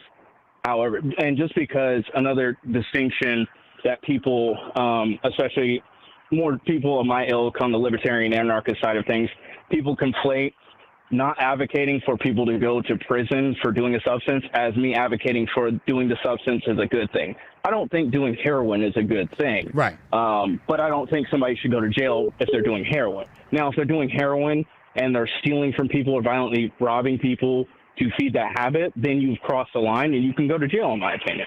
But if that's how somebody chooses to live their life, that's their decision. I may not agree with that. I may not want that. I sure as hell don't want that for my children or anybody in my family. But if that's how you choose to live your life, then so be it. Now, I have a right within myself to advocate that you don't do that, and strongly suggest that you don't do that, and strongly suggest and encourage the people in my community to not do that. That's my right. But I don't have a right to put you in a box because you're doing something I don't agree with. Yeah, absolutely. Hey, man, appreciate the call, bro. Of course, Hotep and Bill. Smart guy right here. I want to hear more from him. I want to hear him call in more. I just saw this tweet come across my timeline.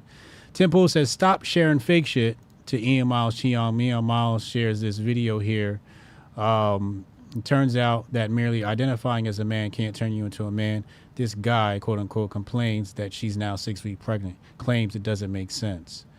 And then Tim Pool responds, said, no, this is a fake video, same as all the other ones with the same actors. Then Ian says, I know, it's funny though. If you can't tell it's a joke video, that's on you. Then he says, bro, you posted a video clearly not knowing it was a joke. He says, do you wake up every day just looking to start a fight on the internet? This guy says, it's okay to admit that in your endless manufactured outrage, you can't decipher what is real or fake. But again, this is what these accounts do. They find videos, to that enrage people. They steal them, rip them, then repost them for the Elon bucks, and manufactured outrage videos, engagement farming. This person says that's what Ian does. Yeah, it's pretty much what he does. He just, he lives in a foreign country and tries to find ways to make Americans mad, right? That's pretty much what he does.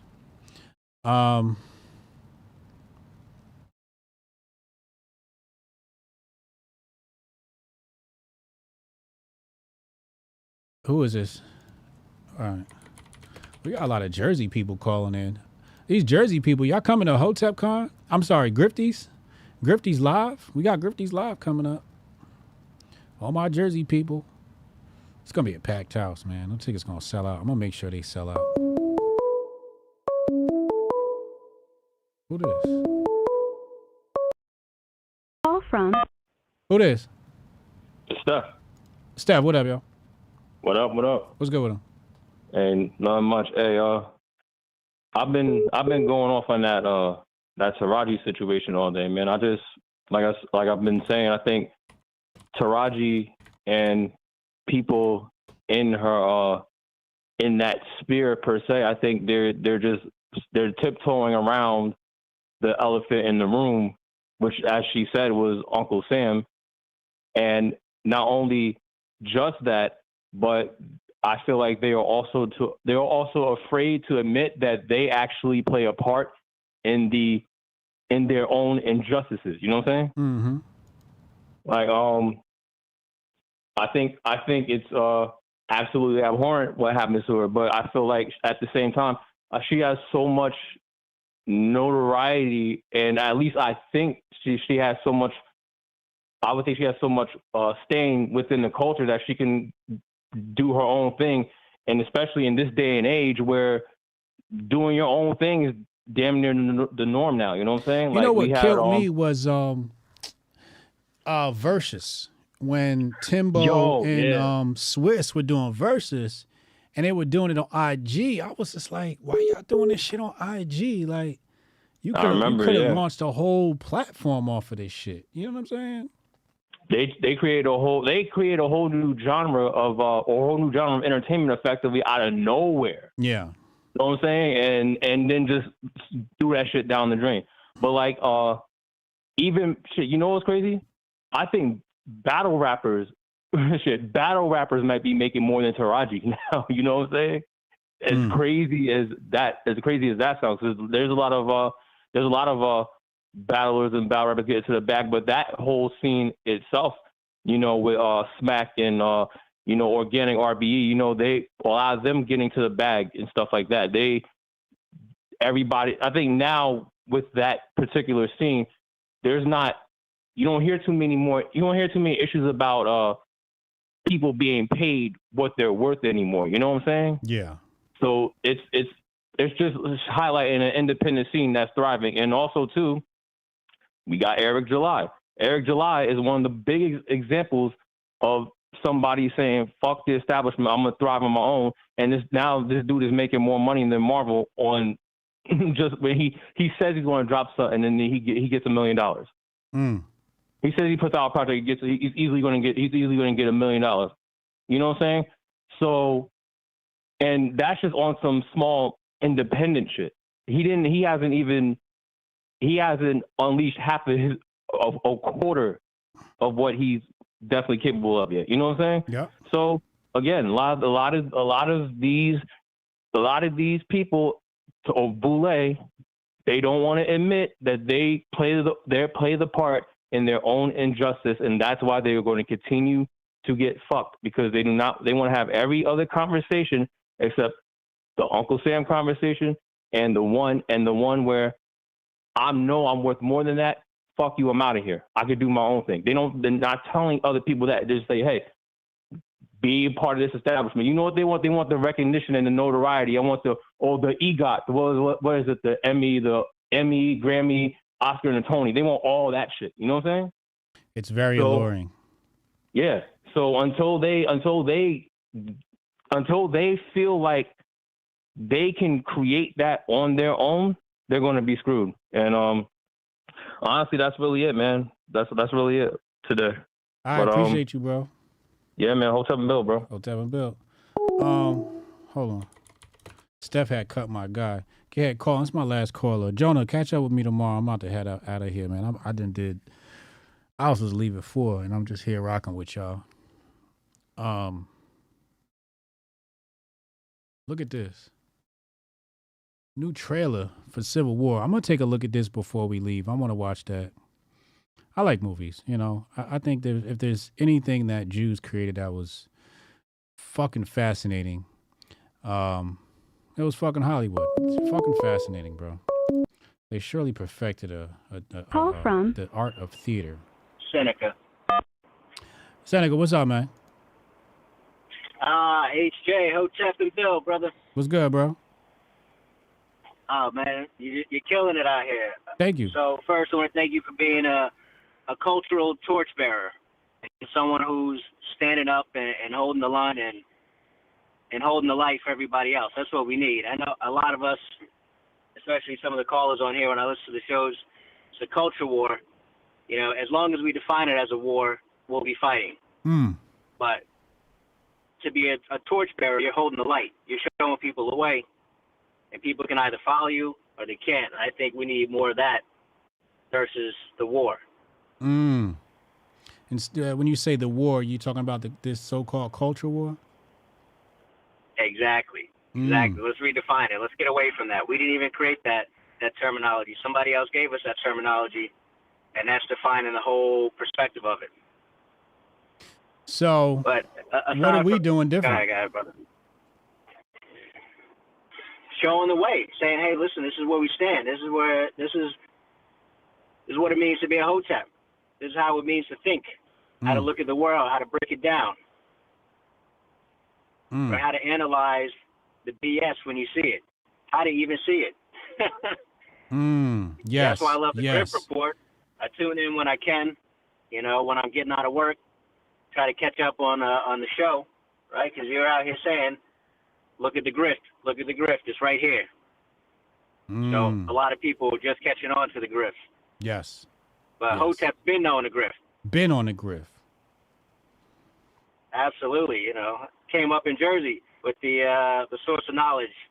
So I've been on the grift for a long time. That's what's up. For sure. Just to touch on what you touched on today, you know, with the Taraji situation, I posted in the chat, but, you know, we forgot about the chitlin circuit. The chitlin circuit is how black people survived for eons, really, that whole period of making money from our culture, from our community, and then building wealth from there. So I think all the black actors and actresses and the production people, they really want to make a statement, and they step back from Hollywood and take all their talent, create their own chitlin circuit, going from state to state, city to city, performing shows the same way Tyler Perry did it. You know, he made his billions from the chitlin circuit to the big screen. And the same thing can be done over and over again. That's the format. I forgot about the chitlin circuit. Forgot about We created that. Right. Yeah. Yeah, you're right. You coming to the Grifties? Yeah, it definitely comes to the Grifties, brother. You're in Jersey. I don't have to fly out to Vegas. I don't have to leave the fam for too long, so you'll see me there. That's what's up, man. I can't wait to get the tickets on sale. Coming soon. I think next Wednesday they'll go on sale. Beautiful. Yes, sir. Hey, appreciate you, man. Likewise, man. Keep it up. All right, yo. Hotep and Bill. Hotep and Bill. Jonah said he's going to send me a DM. Thank you, Jonah. Let's go ahead and take a look at this trailer now. Civil War. Let's see if it's any good. 19 states have seceded. The United States Army ramps up activity. The White House issued warnings to the Western forces as well as the Florida Alliance. The three-term president assures the uprising will be dealt with swiftly. Let me know if you want to try anything on. Are you guys aware there's like a pretty huge civil war going on all across America? Oh, I seen it. Just try to stay out. I saw this already. All right, my bad. I thought I didn't see this. No, I saw this already. Right? I'm pretty sure I saw it. With what we see on the news, seems like it's for the best.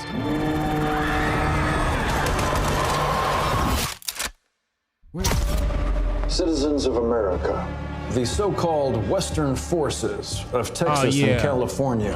Yeah. I saw this. Yeah, I saw that. What's Nemo talking about? Doing my first ever Christmas cooking stream. Man, I'm trying to watch some chess, girl. All right. We're live tonight. Hope has been told you, 8 p.m. Make sure you hit the subscribe button. Make sure you hit the like button. Share this out. This could be sad. What? Nah, niggas need to just stop pushing that. They need to just stop posting that fucking outrage manufacturing content. That's what they need to do. A few days ago, right, Steph? Yeah. We saw that already. Retro Neon gotta ban drugs to keep the signal clear, if you know what I mean. Yeah. Absolutely. Did I get all the super chats? Yep, we good. All right, I'm gonna catch y'all tonight, man. See you later, man. Hotep and Bill. Yeah, I can try to get that handled for you. Again, it's only my second day, so if you can give me a second. How am I supposed to do this? How the hell are we supposed to do this by 5 o'clock? I have no clue. Is that possible? Hey, do you have the password to... How'd you finish all your work already? He's not tapped in.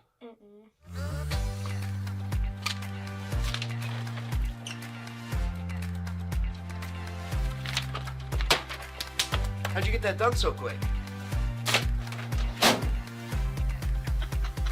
They think they're gonna be able to budget that? It's money. That's money right there. You understand? You guys finished your work 6 hours early? He's not tapped in.